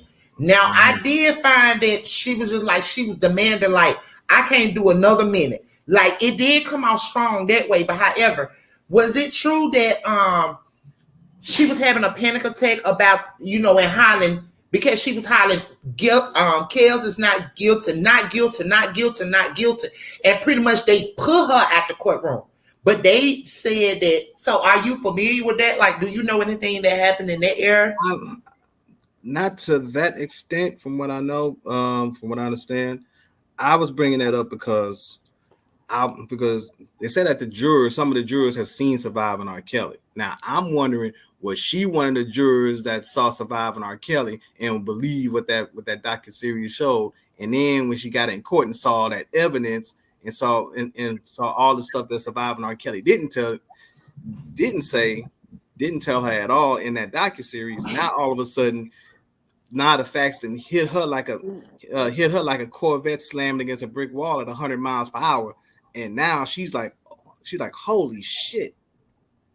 But did we say that on yesterday, J-Rock? It was like two versions that was given. Remember, I can't remember pretty much like exactly to the word of what we said on yesterday, but we said it was something pertaining to her. Like either they wanted her to do something, she wasn't going to do it, or either she seen something, she just know the shit went right. Didn't we make that statement on yesterday, family? Yeah, to a certain extent, yes. Yeah, we did. We did address it. Yeah. Yeah, so I was just thinking about it in the thought process because I remember they was talking about some of the jurors did see Surviving R. Kelly, and I was just wondering if she was one of the jurors that saw it, and now all of a sudden, what she saw and she thought she knew with what's actually come out really may have messed her head up. So, and guess what? That might be a good thing. So I hope all the motherfuckers watched it. Fuck them all up over there. Not guilty. What the fuck we stepped in? We're looking at it and just hearing all the lies, because man, what they saying in court doesn't add up to what they were saying on the documentary. It just it don't make sense, man. And but they did claim that she didn't watch the show. She only seen read articles or seen news headings about it, but never watched Surviving R. Kelly. That's what they said. Right, and even some of them articles are so slanted anyway against him. Even if she would have read any of those articles, and then seeing this coming out, it still probably could have affected her perspective in regards to that also. Exactly, but that's why I told her from the jump they had Robert in a chokehold because they allow people who have watched Surviving R. Kelly or any opinion about somebody to be the judgment of someone's life. Imagine if your enemy was judging you at a trial. You're going to jail. Right. Unless they didn't present. He got that lawyer though. You know what I mean? So, but sometimes they don't always work, Sometimes, but she's going to use that if we have to appeal. That's going to be the first thing used. That we didn't get a 7-day period. They literally picked the jury in 2 days. So they did that like that for Chicago? And like they did for New York? Yep. So in other words, man, the whole month or so longer, man, they didn't have time to pick the jury correctly. They just jumped into it. Yep. I think they started out with 100, right? Correct. They wheeled through all those people that fast. They just rushed because they needed that courtroom. They must got some serious trials coming up, man, in that daggone courtroom that they What need. you remember, they told you that. Remember the thing we watched in the back? They showed you how there's a governor that's being sued from Chicago who stole a lot of money. Whose trial is coming up next. Hell, he might be involved too. Yeah. This stuff is I still say there was a lot more famous people on R. Kelly tapes. That's why they only struggling with these few. Because if Israel supposedly took them to the storage unit and gave these iPads that supposedly had videos on it, where the rest of the videos? I believe celebrities was also on them. That's why. With bigger money, that's why it's not getting put out there. Well, look, I remember the whole thing. They were talking about that the government is supposed to have all those 100 devices. They still haven't brought a beeper to court. That's what I said. Where is it? Why are we still talking about the 08 videotape if y'all got so million more that this man is a pedophile? Y'all should have. Court should have went on for almost 6 months because we should have been watching every video. The jury should have. If they had 100 plus tapes. No, the 100 devices was with his music and stuff on it. So they really didn't have nothing. That's what she threw out because remember, she said he filmed her when they in the hotel, right? But I don't think he did. That was just that narrative that was used to say, oh, he filmed. Because mind you, like he said, with all his crazy past he went through, why would he do X, Y, and Z? So I think he learned his lesson the first time around. We ain't doing no more filming. Mm-hmm. You know what I mean? Man, because there is nothing new that came up.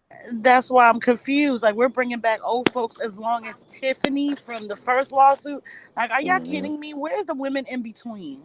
Where are these girls that the people say from Chicago he was standing outside the schools and going to the McDonald's purposely to attract young women? Where are those girls? I can't picture this man riding around McDonald's looking for little young women and stuff, man. But see, that's that narrative, brother. That pedophiles do that. I'm telling you, when he got bonded out, he went right to McDonald's, and that was ooh, look, he at McDonald's. That's what he do. Mm-hmm. That's what they wanted people to believe. But I'm still waiting for the other women. R. Kelly's been doing this for 30 years, and you got money, and you are a black man in America. Tell me you have not slept with over 1,000 women. But more grown people are at McDonald's than kids, but they want to twist that. Amen. You know, getting them a quarter pounder with cheese. Ocho Cinco says all he eats is McDonald's. I mean, so why we not label him as a pedophile? He say his diet is McDonald's. That's all he ate when he played in the NFL. That's all he ate. And what are you doing now? Hey, Ocho must have invested his money well, because Ocho's holding on to that money. Yep, he is, and he's riding regular ass cars. The hell, yeah. Because he said his exact words, and I quote, "I buy fake jewelry. I don't need to buy the real stuff. I give the appearance that I'm wearing all this the high end stuff, but I save my money. I'm cheap." Man, who else was like that? Barry Sanders. And I believe that's why that girl put that narrative out of him beating her in the car and all that crap. Because, girl, you was on national TV telling us that you and Ocho are swingers. That's what you was pretty much telling us. So why in the world would you be upset that he slept with somebody with a condom because you found a condom in the car? I'm confused. That was he lost his whole career behind that. And that was all because I believe that she expected more money than Ocho was kicking out. Damn. Man, oh man, this stuff is wild, man. You know, I'm sitting here rubbing my head, man, trying to, put it all together, because I'm like, man, this is stuff that goes on every day. It's just, right now it's just a high profile, person, but I mean, people dealing with this type of stuff every day, and they putting them up under the jail. And a lot of these people are innocent. They're giving people 200 years, like we've ever seen a person live that long. Yeah, I mean, I think that's just over. They talking about overkill, man. That's over sentence. Man, abuse of power. That's what that is. Yeah, if you look at it from the 90s, even in the 80s. With chicks flying to different concerts and all this other kind of stuff. But if you fast forward to the day, the same stuff is still happening. The only difference is now cats is putting the information out on Instagram and everything else, right? You're exposing yourself so they can come with some heat on you. At the end of the day, why are you messing with somebody that you really don't know and you expecting to have sex with her because you flew her out or flew him out? You're setting yourself up for the man act. That's what you're basically doing. And you don't even realize it. Back with Robert and nobody paid attention. But I told people only pay attention when it's close to home. When it's their niece, their nephew, their brother, then they want to cry and do a GoFundMe. But when it's anybody else, they have the most opinion instead of studying what is going on around you. True that.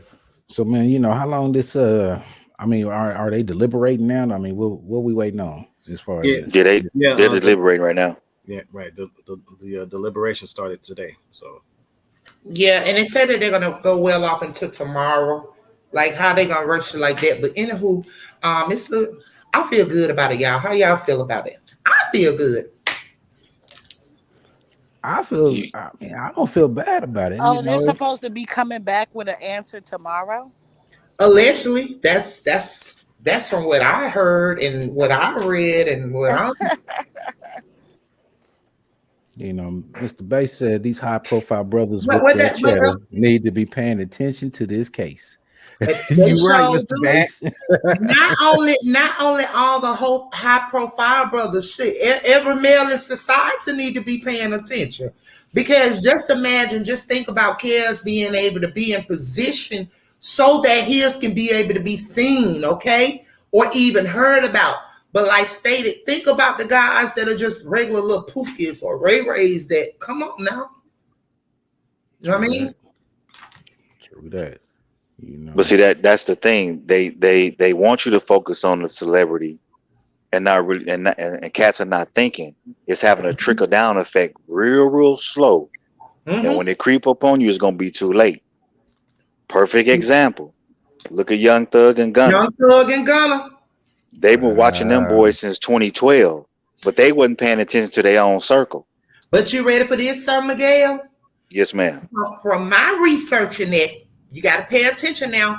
That's why I said, what's going on with the government? Well, I know what's going on with the government, So is it that God is so good of a God that he just really exposing the government like that to us? Do you all not know that even pertaining to the Gunner and the Thugger case, they don't have nothing on these guys, even though they said that they've been watching them since 2012. Do you all not know, according to the state, which is actual facts, that they only going according to his music? They don't have no evidence. Mm-hmm. Aren't they trying to pass a law to stop that though? I mean, they passed it in New York, but unfortunately down in Georgia, no. But I mean, you got to be crazy to be doing all these type of crimes and putting it in your lyrics. But that's what they do now. They tell on themselves like I guess that's the new trend that they do some. I don't understand, because when I was growing up, it was like death before dishonor, and whatever is going to the grave with me even until now. So I don't understand the generations after the generation that's come up behind us, because I don't get it. But like I said, the government don't even have a case on them. They just going by their lyrics. Very sloppy. I guess they say they're not using it for entertainment. Talking, and a whole bunch of other people who's talking. I mean, they have yet, from my researching and what I keep watching, like that what was floating around, but however, that was just according to vloggers, people vloggers talking.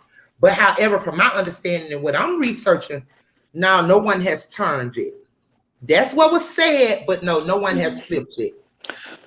But see, another problem with cats, like, whether it's Young Gun or whoever, or even if it's a football player, whoever, when you have a large entourage that surrounds you, you have to be careful of the people in your circle, because them cats are not thinking like you are in terms of leveling up. They're just leeching off of you because, oh, that's my boy. You can't, first of all, you can't take everybody with you. Number two, everybody that sit at the table with you ain't your friend. All right. Number three, you need to create your own table and vet the people around you to make sure they are your friends and trustworthy. Loyal. Because and I always tell people Nikki this. said today, and people laugh. If y'all read what Nikki said when it came to that boy dying, Nikki said, we got a whole bunch of people who look at us just like we're nothing but money. They do not care. And that's the same thing that's happened to Robert. She went into depth with it. The girlfriend had no business posting location until you leave there. My own self, as a regular person, I post when I've gone. When I'm no longer. Anybody know that? We ain't gonna get on P and we ain't gonna get on P and D. He was a murder by the numbers, baby. Let's keep going. Told you they be knowing what they sign up for, babies. Murder by at the end, and at the end, they always tell people, you got a lot of people that want to be loyal, but are you committed? Exactly? Are you committed? True that.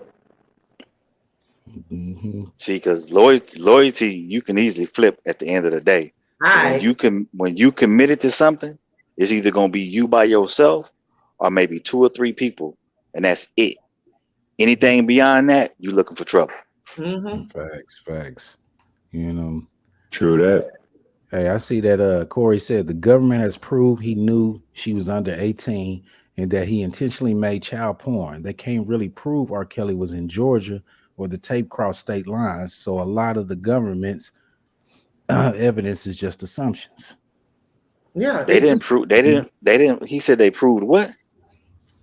He said they couldn't really. He said because they didn't prove anything. The government has proved he knew she was under 8. Listen, Corey. I'm gonna just say this before, Mister. I'm gonna let you read that. But Corey, I'm gonna tell you something. In the state of Chicago, you are legal at the age of 17. Some other states, so when you're 16, like Alabama, you're 16. Legal to consent. Okay, in Chicago, it is 17.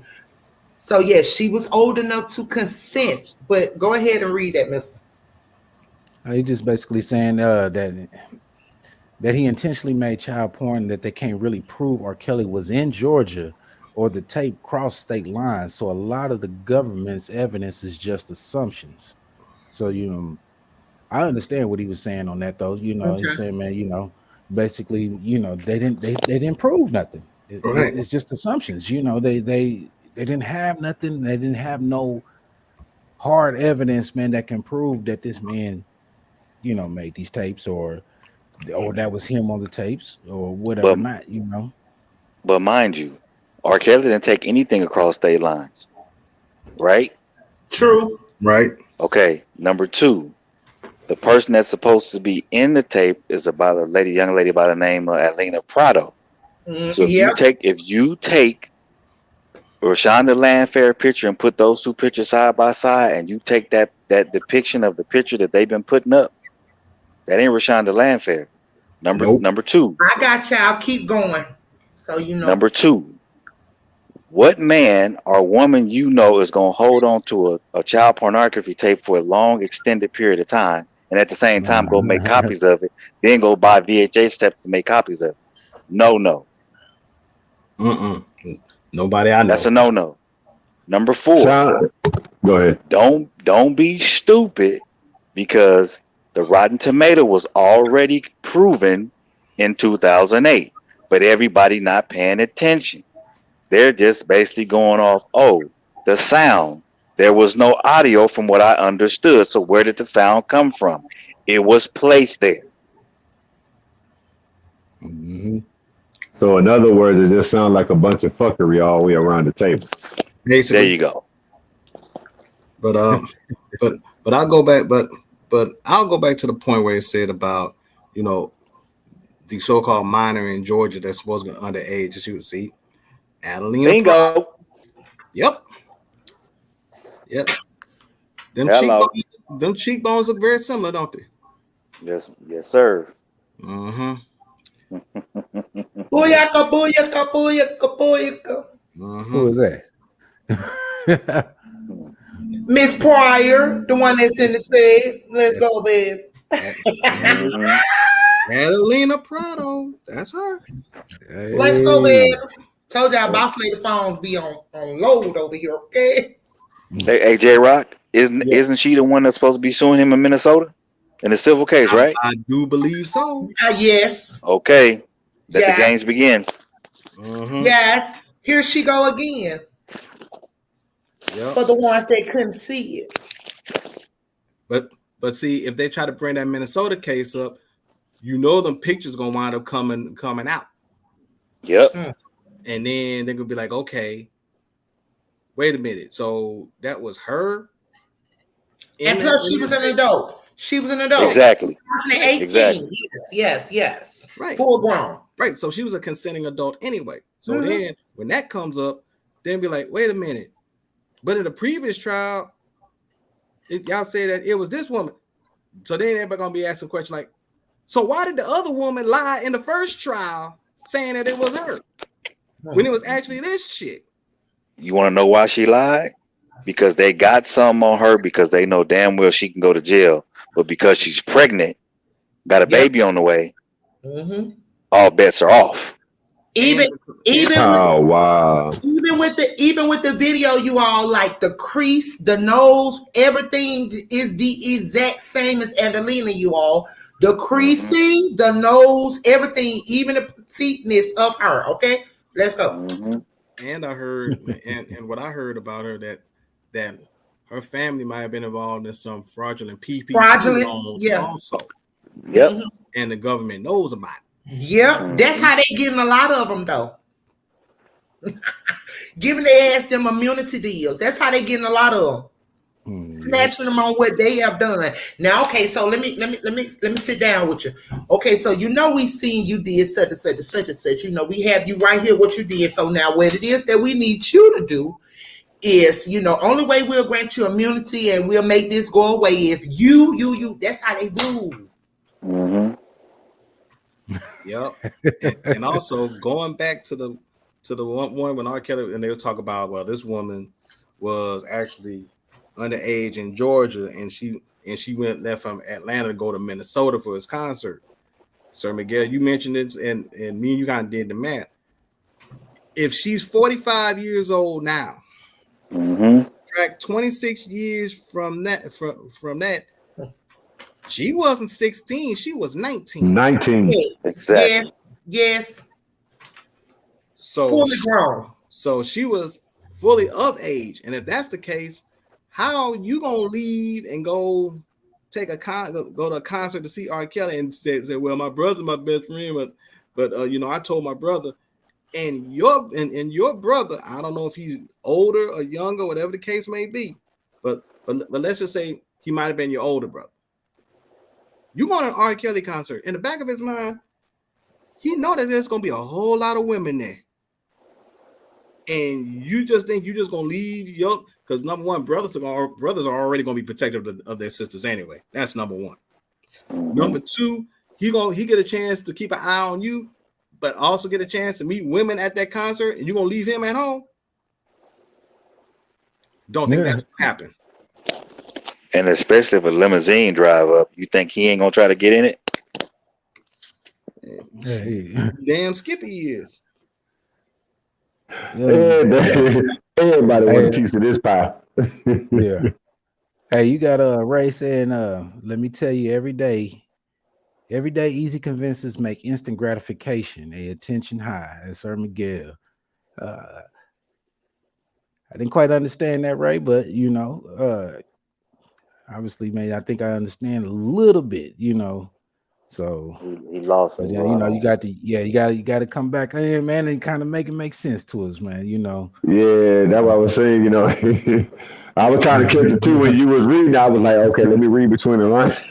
I think he means. I just think he got it. Got it kind of mixed up a little. You know what bit I think he was saying?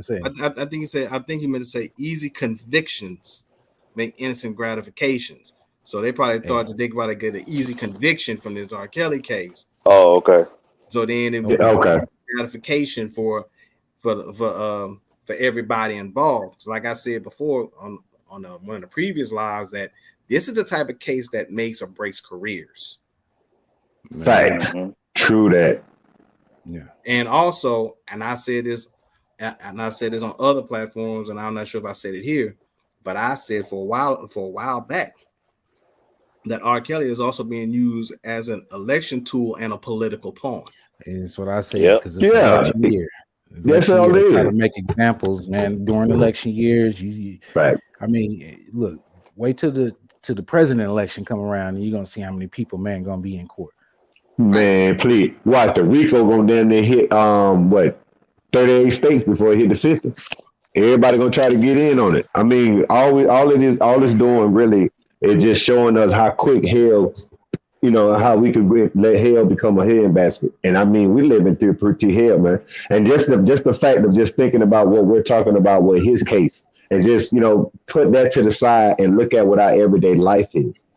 How much, demonic stuff that we got to try to be, overpowered, by the grace of God, because our loved ones, our babies, got to see this next century that goes on. And come on, if the government already have us screwed up, they ain't got no chance.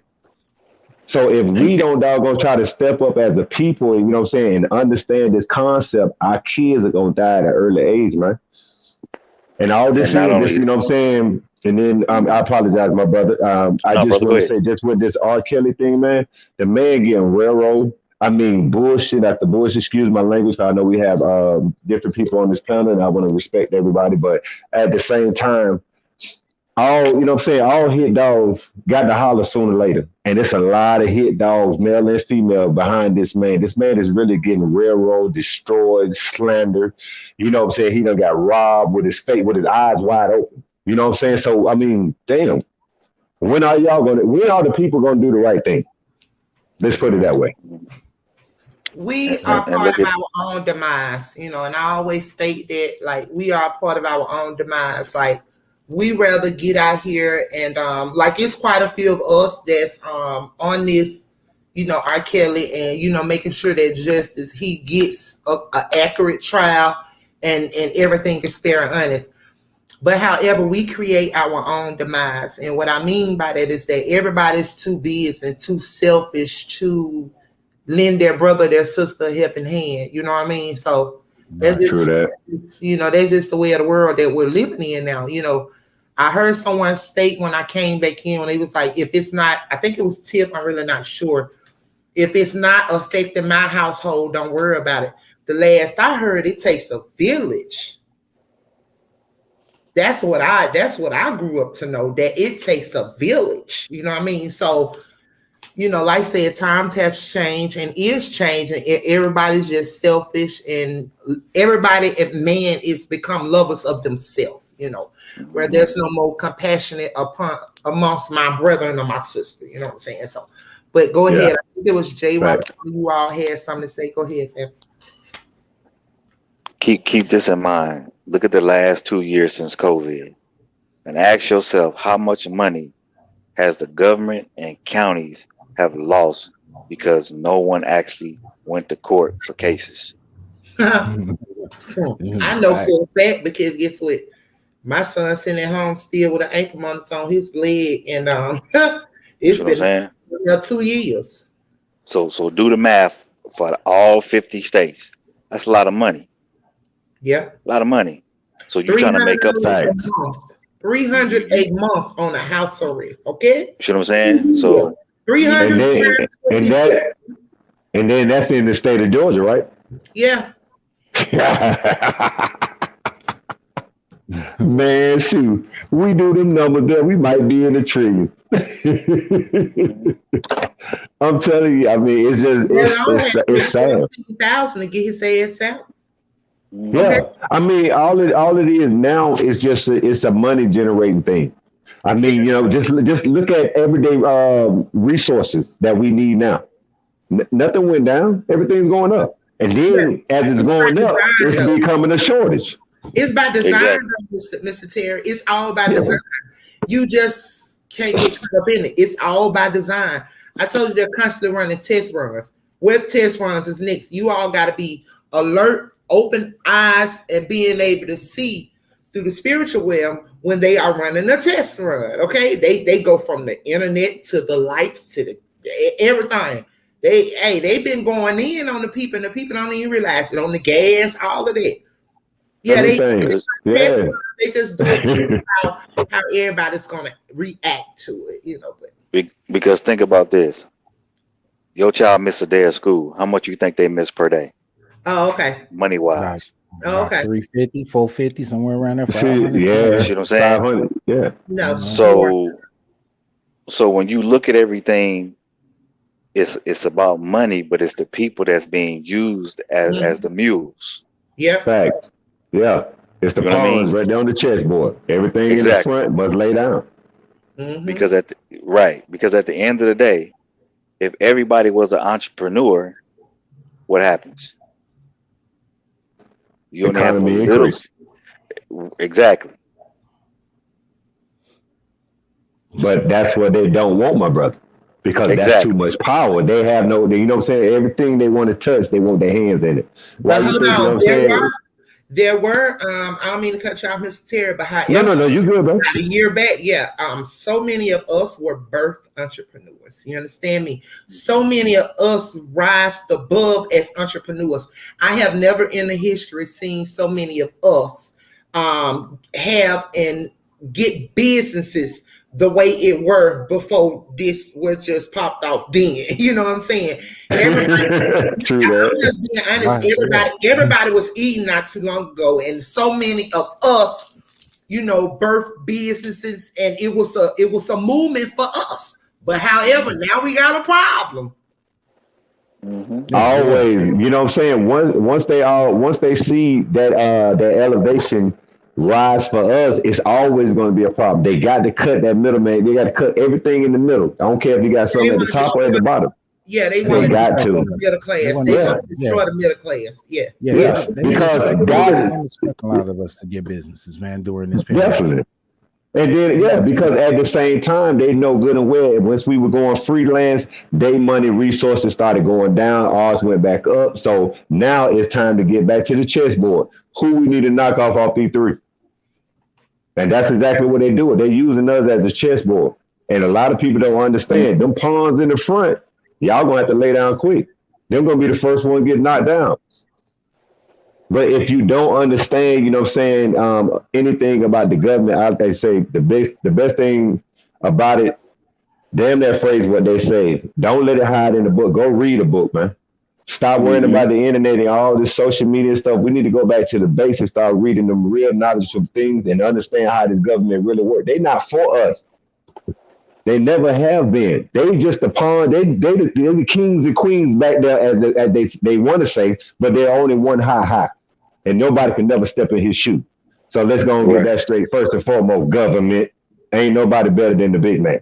Y'all might have stuff while y'all in the flesh, but the afterlife is just a different thing. So we'll talk about that on a different level. Okay, but check this out. I'm gonna say this. I'm gonna step away for 1 minute, and then I'm gonna make a round. But however, for the last shall be first, and the first shall be last. And I'll be y'all continue.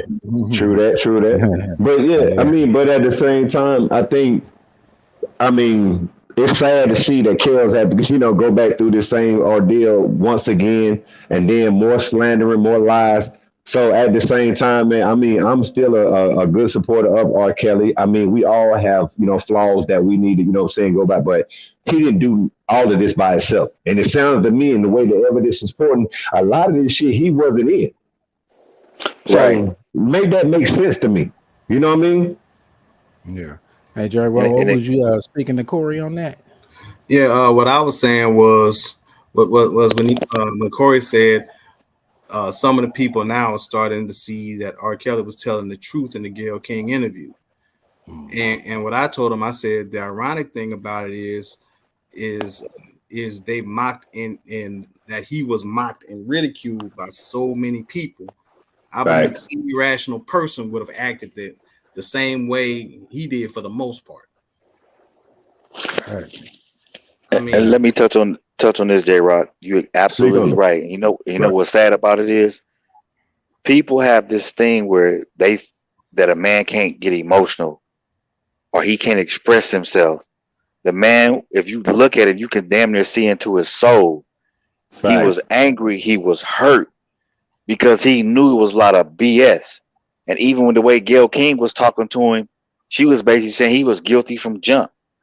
Facts. Her demeanor, her concept, and then that's the thing that I hate about it, because for her to, I don't even know where, where her mindset was at, but it wasn't for R. Kelly.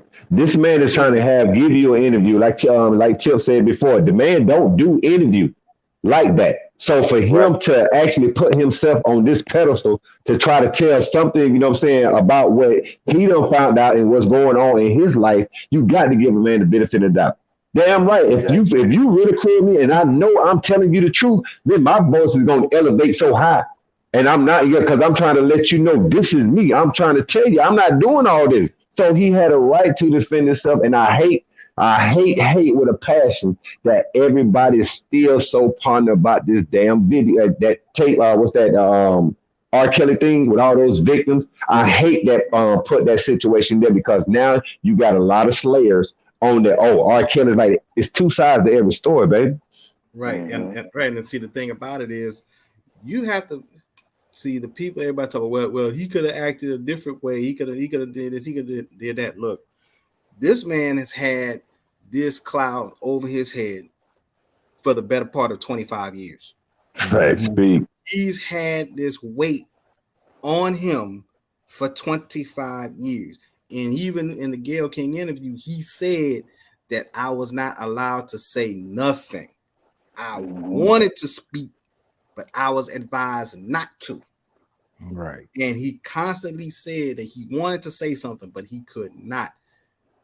It's all the pressure of that moment of him having to carry that weight, and it exploded in that interview. Now a lot of people gonna say it's not a good look, but I'm like, look, what else would you want him to say? Because actually the situation was a damned if you do, damned if you don't situation. Because if he didn't act that way and he was calm, laid back, and just answered the question, they wouldn't have believed him anyway, because they said, oh, he was coached. Looked rehearsed. Thank you. They already judged him from the beginning, man. Right. I'm with you on that. So at that point, they wouldn't have believed him. If he'd acted that way, they wouldn't have believed him anyway. So I actually believe so that reaction, I really don't fault him for that reaction.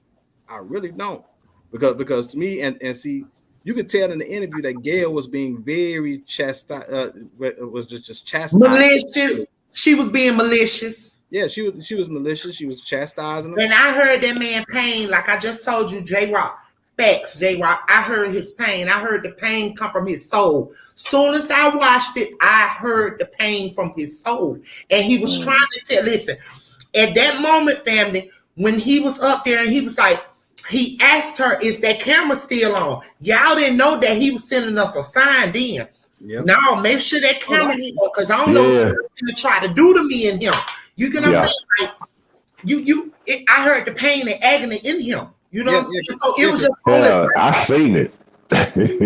I know how you feel, you know what I'm saying, boss thing, you know what I'm saying. You definitely know things and you know what I'm saying, you elaborate back to it. I'm like you are. I mean, he showed it, bro. Be honest with you, and I agree with you because that would threw me off because when I finally went through and seen that whole video, I wind up catching that part when he was like, is this camera still on? I was like, oh, I didn't see that from the last time I seen it. I said, because every time you watch it, you find something different. I was like, dang, okay, he was making a point. He said, y'all killing me in here. Yep. Y'all trying to kill that. Yeah, and the thing with me, and Jack Mack asked a question, do you think Gail will ever give R. Kelly an apology? My thing is, nope, I seriously doubt it. But but the way Gayle King acted, if I ever see Gayle King in life, I told my homeboy this. He said, "Man, you can't tell her that. She's liable to sue you." But just in case, you'll hear from me here. I believe wholeheartedly from the depth, from the pit of my stomach down into the depth of my soul, that Gayle King is a condescending, conspiring, conniving, no journalistic integrity having, biased, backstabbing, basset hound looking bitch. Woo, man, well, you deep on that one. Damn, what I'm talking about. Damn. Well, there it goes. Facts. Damn. You know, because man, she ain't got no journalist skills anyway, man. Everything she does. Listen, she's in with the powers that be. And because she's a good friend. Or thank you. Yeah, you know what I'm saying? That's why I just threw it out, powers that be. You know what I mean? She jumping on a little monkey too. Yeah, that's how she got her little 50 million. Thanks. You know what I'm saying? We know how that was. Why was it 50? And she got $11 million bonus after that R. Kelly interview. Thanks. And they thought it was Stedman. He was the bag boy. Man, this woman. And if y'all get a chance, I think it's Tavis Smiley. I think Tavis Smiley interviewed Tavis Smiley interviewed R. Kelly a while back. If I'm not mistaken. Go look at that interview. Sir Miguel, I'm sorry, I mean to interrupt you. Oh no, that's all I wanted to say, brother. Go ahead. But you know what? You're absolutely right. And I'm gonna be perfectly honest with you. That may have been the best interview R. Kelly has ever done. Yep.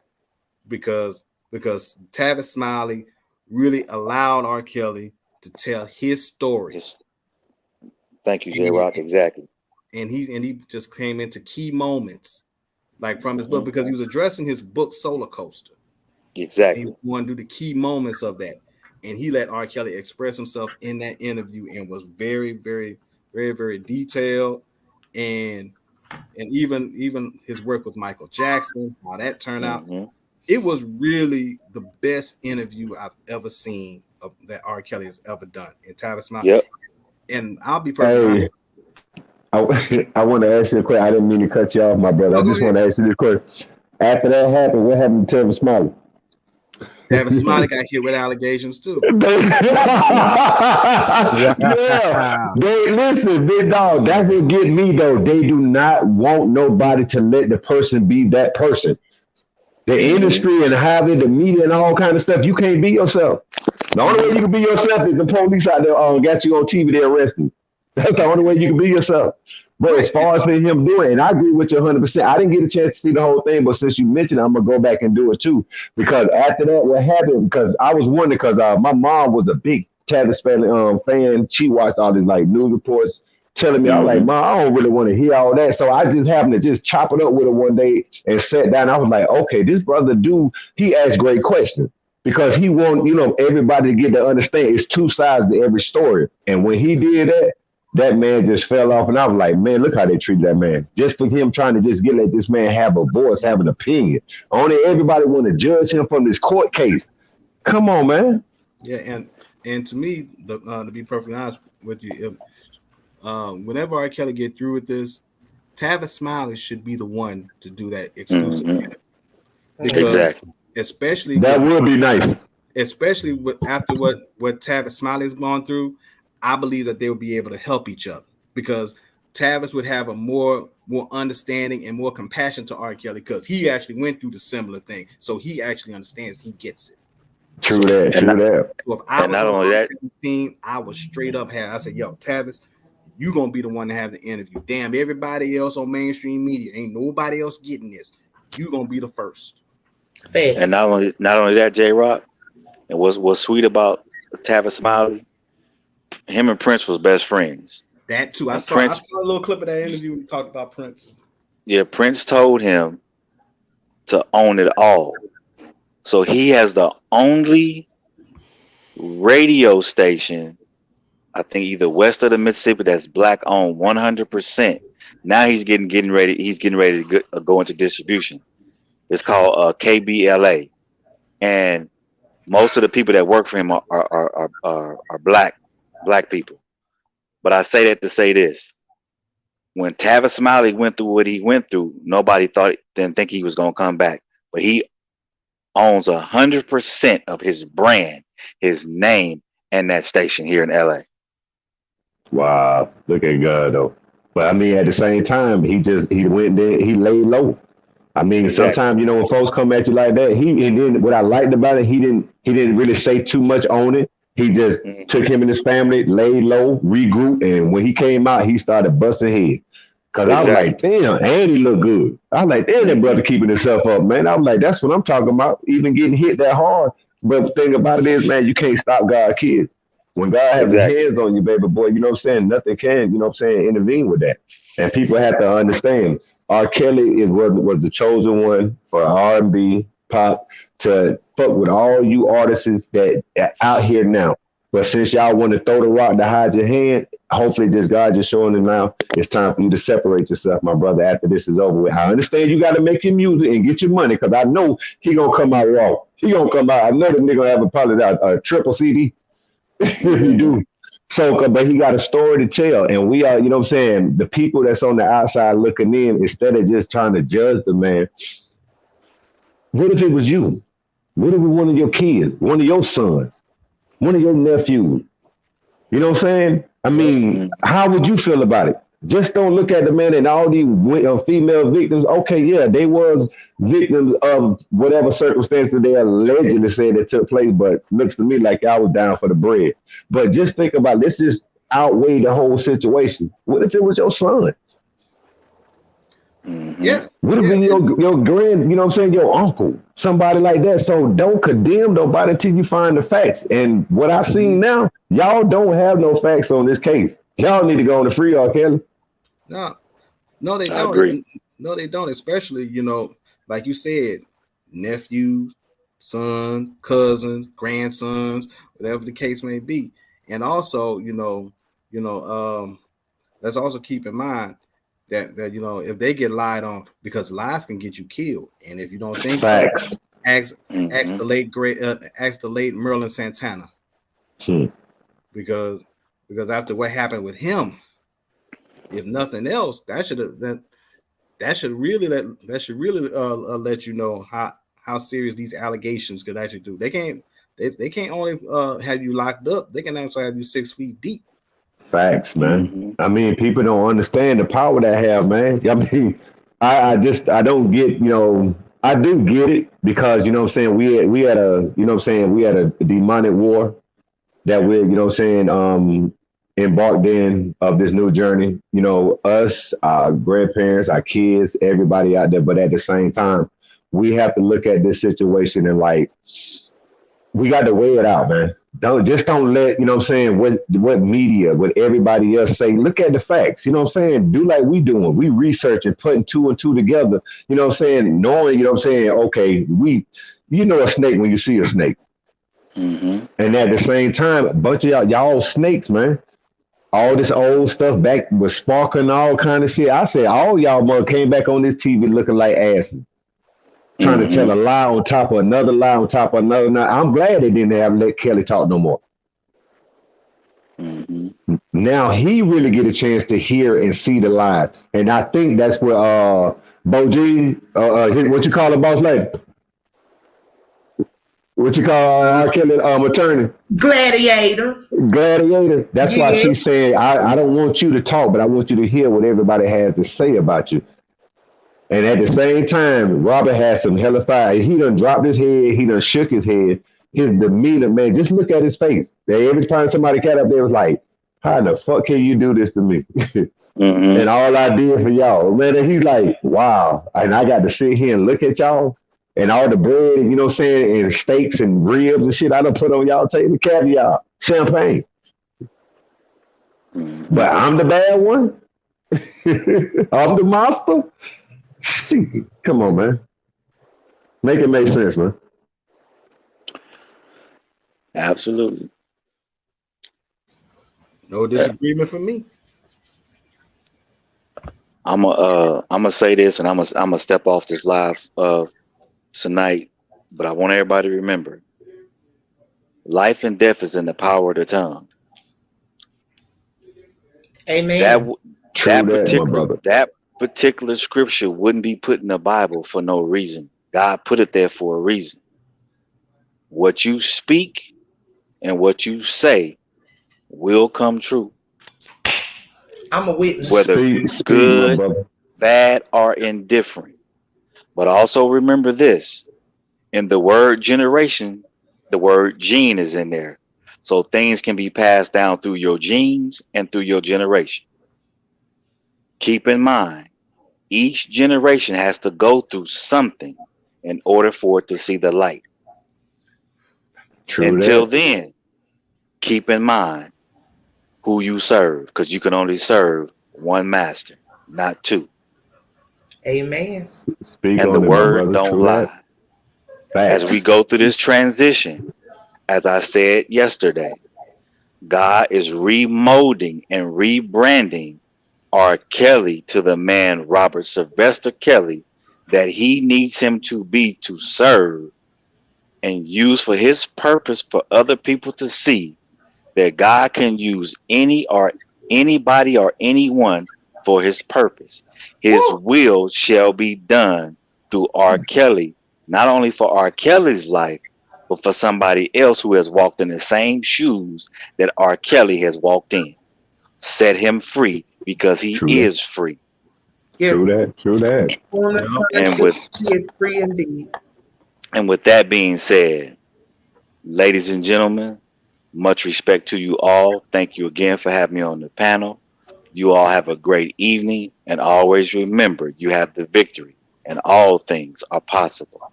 Y'all have a great evening, and I look forward to the next live. All right, my brother. Glad to have you on, my brother. All right, thank you. Appreciate you like always, bro. Yes. Absolutely. Blessings. Thank you so much. Every time he comes to family and he speak, Lord, I hear the power. You understand me? So God is so good. Sir Miguel, I would like to thank you so much for tuning in every night when we go live. I would also like to thank you for coming up on the panel with us and just allowing yourself to be yourself and allowing God to use you and being able to, speak and speak life. Also point out, shining light in dark areas. You get what I'm saying? So I just want you to know for the most part, boss lady see you. Beloved, I'm going to say something to you. And it was funny because your live just came across my screen, and I just heard you speak. I said, damn. I said, let me go on.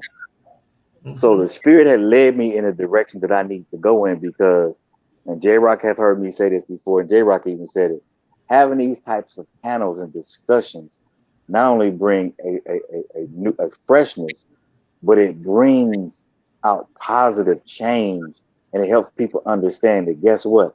You're not the only one that's thinking this way or looking beyond the veil, but you're trying to find guidance and find truth. And that's what your channel brings. If nobody ain't ever told you this, God is using your channel not only to save people, but to open people's eyes to come out of the darkness. My God, my God. And I'm going to leave it at that. I receive. Speak on it. I receive the word. I see I you. receive. I receive it. I receive it. All of you. the whole family receive it. I see you again. You are powerful too. I see you. Yes, sir, my brother. Yes, man. Glad to have you up here, man. Thank you. Hey, anytime. Blessings. Blessings. Right, brother. Peace. Man. Amen. Amen. Amen. God is so good, family. Like, you know, he just bringing all of us together. Like I said, it's so much of them. You know, they doing so much in the spiritual realm, and it's not enough for us, the body of Christ, standing up against this wickedness, against these dark forces. You get what I'm saying? They going at war when we sleep, y'all. You know what I mean? So we have to come together in the body of Christ, coming together to be able to shed light in what's going on. All this dark stuff is going on. You know what I mean? So for the most part, you know, God is good. And I thank all of y'all, and I love all of you all. You understand me? But God does everything for a reason. Right. Yeah. True that. Everything for a reason. It's time. Because see, he know where all of these children are at. He know where all of these lost souls are at. Not only are they in the street, they run to these things like this. That's why God said, no. I told y'all I had no clue of what I was doing. Y'all inspired. My family, y'all inspired. You understand me? We knew what God does said the Lord. You understand me? And it's something how he moved all of us at one time and said, now is the time. Go do this. You know what I mean? So I'm just excited. I thank God for just being a part. I love y'all. Y'all know this. I love y'all. Y'all are so loving. You all are genuine. You all are real. We do too. You all are the light. And you I know we love you as well. From my sugar baby Kish to Traylyn, V, Tips, like I see. I see, and y'all know that I see. You get what I'm saying? So I thank God. I just thank him. You know what I'm saying? And you know, sometimes I get blown away. Sometimes I be a little pushy, but like I said, only if y'all may see same, but you know, only if y'all knew what I see. You know what I'm saying? It's so phenomenal, y'all, and each and every last one of you all. You understand me? That's why we're a family, baby. Truth be told, baby. That's what we're here for. But God, True that. It's so amazing that he chose all of us, because all of us are fearless. We're bold before the throne, and we're not scared of nothing. Like, we ready. That's my look, what I be saying, for God I live, for God I die. It's nothing like it. You understand me? Thank you. You stand for something to fall for anything. You know what I'm saying? When you are guided by the light of God, when you are guided, like you fear, you worry about nothing. I don't care. Why? They're gonna have to come with it. Because let me show you why I love my daddy. I love my father. It's because guess what? He be he know me. You understand me? And it's just something how we go out through life, and we do judge people, you know, because like, even though I can be throughout the world and somebody will hear me curse, right? And for that part, I think Sir Miguel spoke that. See, people may look at you, and God uses who he wants to use, you know, and I have a lot of them look at me like, you know, how dare her, because I'm grilled out, I'm tatted up, I'll cuss your ass out. But you have to realize the relationship that I have with God, he know me, and I ain't sugarcoating shit. Get what? And the prayer that I have always spoken, and I have always said, Father God, even when I'm in sin and I'm messed up, use me to get your word through. So I don't give two shits about what man say. Get what? Let him deal with me how I cuss. Okay? One thing about it, I ain't finna sit up here hold down and nah, boo. I can't give you that. I'm not gonna give you that. True that. Definitely. I don't know what that is. I have to. I'm not built for that. I'm built to be strong, baby. Long as God show himself through me, I'm cool with that. So that's what people have to understand, that guess what? When I accepted him and allow him, the Holy Spirit, to move throughout me, no matter what I am doing or who I may be cursing out, I ain't perfect. I'll never be perfect. Get what? I ain't sanctified, but I'm filled with the Holy Ghost. True that. All right. Definitely. Show me a perfect person. I said it right. With 2 or 3 guys together in my name, I will be in the midst. Amen. Amen. And he's always there. He's always there. But it's just the power that they speak, even J-Rock, the humbleness and the power that they speak. And when Sir Miguel just spoke that the life and death lies in the power of the tongue is correct. That's why I'm speaking to y'all. Please tell me. Yeah, I know every time I say something, who was that told me, boss lady, I'm gonna need you to stop speaking now because you speak everything into existence. Was that you, mister? No, it was Mr. Bates. Okay, so Mr. Bates. Mr. Bates be on it. Mr. Bates is like, oh, hey, boss lady, I'm gonna need you to stop speaking now because you all know that, everything that I speak, it comes to fruition. You know what I'm saying? So that there alone should let you all know. That's why I don't speak ill on no one pertaining to anything, because I know what I say out my mouth, it is fruitful. You get what I'm saying? So true that. On what I say. That's why I say what I say it pertaining to chaos. You know what I'm saying? Please let God be God. Man should not fear or worry about what's going on in that courtroom. You understand me? Because God has the last say so. Not only in the courtroom, in each and every last one of our lives. God has the last say so about everything, not man. Not man, y'all. True that. True. It's funny how sometimes you can get inspiration from different places. Mm-hmm. This past weekend, I saw a press conference after a game. It was I think after the Saints beat the Falcons, and a linebacker by the name of Demario Davis had a press conference. Demario Davis is a strong man of faith. He said because he's talking about how the team once said this was a God win, and he also said because I saw some things that looked like that didn't look like right as far as the officiating. But he said, but he said one line that pretty much should have just shut everything down. He said, you can't cheat God. Never. Come on, man. He For said, real. He said you can't cheat God. So even though that's what he said, I kind of felt what he was alluding to, because with everything that went against us, all the underhanded tricks that went on, even the officiating was against us, we still got the win despite all of that. And I immediately thought about R. Kelly's situation, all the stuff that the government trying to do, all these witnesses, all these other, all of these doggone immunity deals that they've been trying to pull and everything else. You can't, at the end of the day, you can pull whatever underhanded trick you want. You still can't cheat God at the end of the day. Amen.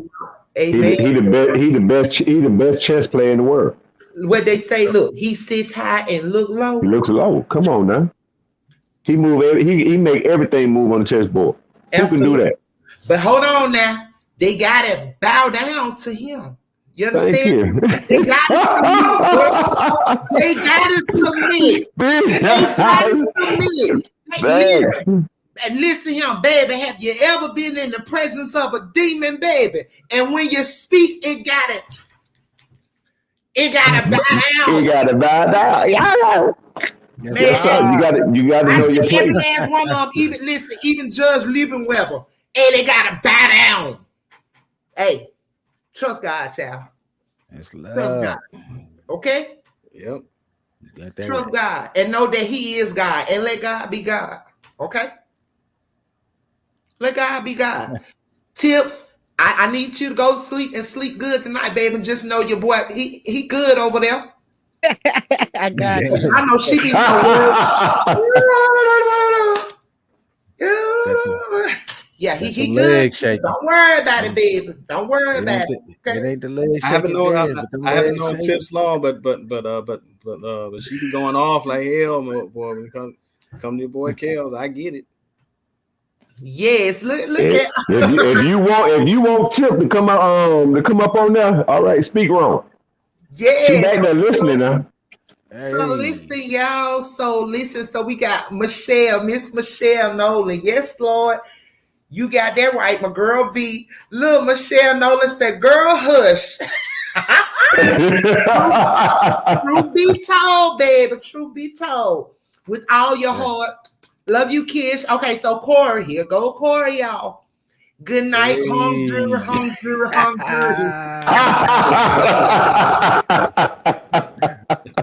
Oh, that joker there now, home jury.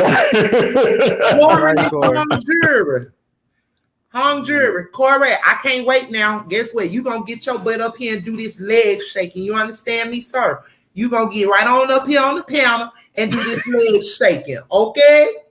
Yes, sir. And we gonna be waiting on it. Yes, Mr. Bay says 2 Corinthians 13:1. Can somebody read that out for me? Matter of fact, let me read it. I read from the King James. King James? Yeah, I don't read. I've read all type translations. I've read other Bibles, but let me show you the confusion of it all. Pretty much all they believe the same thing. They just worded different. I'm like, yeah. Yes. Okay, I'm coming, family. You all can talk, and let's not be quiet here right now. Y'all can talk while I look up this scripture. And yeah, I hear crickets. That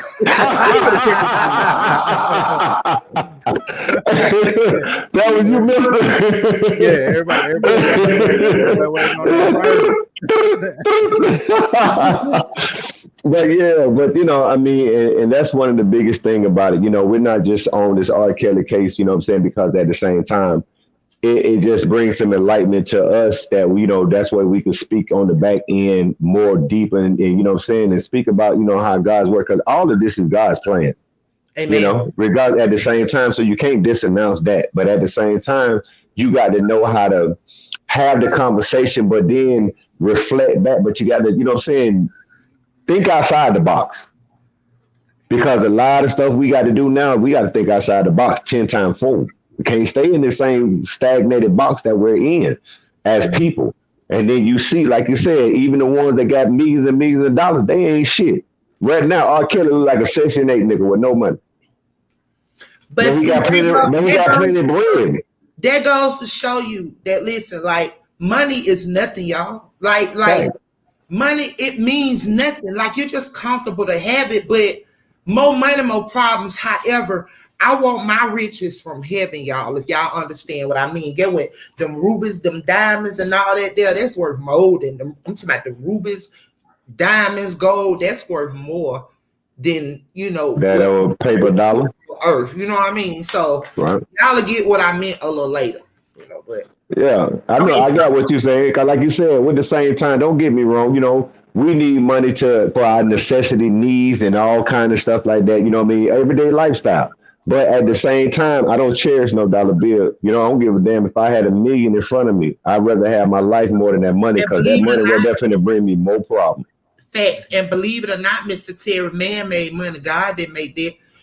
The way this world gonna eventually go back to, for what the devil meant for bad, God mean it for good. Because guess what? At the end of the day, man made the dollar.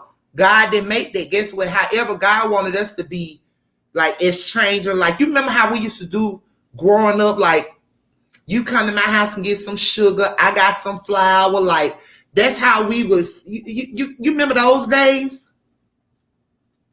Yeah, definitely. You know what I'm saying? That's when, you know, you had a village to help raise a family. You know what I'm saying? You had that village. Yeah. That's the way that it's gonna go back to, okay? Yeah, see, those are the areas we came from, so we can adapt to that because, what I'm saying, of what our upbringing was and how things was. Don't get me wrong, some things in the loop we had to overgrow them, translate them in a different, platform, but at the same time, the principle is still the same. And I mean, everybody need to understand that, like I said, man, you can't do nothing without God. Amen. Go to sleep tonight and don't wake up. You think that was man-made? No, that was God made. A lot of them think it's science, but yeah, okay. Okay. Another day, but listen, okay. So the scripture that Mr. Bass put in, he also just posted up there, but it's I read out of the King James version. Absolutely. So it's 2 Corinthians 13 out of the King James version, the first chapter, and it states, "This is the third time I am coming to you. In the mouth of 2 or 3 witnesses shall every word be established." So there you all have it, the scripture for the night, family. So is there anything anybody else want to talk about? We shall and will continue again on tomorrow, same time, 9 p.m. Is there anything anybody else want to talk about? Mr. J Rock, tips love too, Mr. Terry. Well, there was there was a saying that somebody mentioned, and it was a true one. It said, "No amount of money ever bought a second of time." All right now. True that. All right. Now. Did you all hear that? Repeat it, J Rock. No amount of money has ever bought a second of time. All right now. All right. True now. That, my brother. That's powerful, there. But yeah. Which means time is value. Time is value. Time is value. Facts. So also you all, if you all would look in the comment section, my boy Mr. just dropped the Clubhouse link.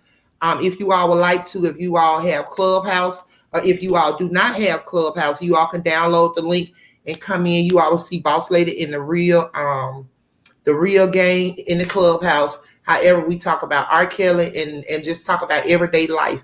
So if you all would like to, you all can come into Clubhouse. It is 24 hours. We're in there. We may go to sleep in there. We wake up in there. So we talk about a lot, and what's discussed in Clubhouse stays in Clubhouse, unless it's about chaos or, whatever we're discussing on the show. But however, we thank you all again for tuning in. I ask that you all, before you leave out, please hit that like button, comment in the comments section, share and sub to our channel. And I thank you all so much. Love and blessings goes out to each and every last one of you all. Right. Hold on. Corey back. Yeah, I was about to say Corey done dropped another case in there. Look, he said good night, home Drew. Yeah, he said, hold on, I got one more thing to say.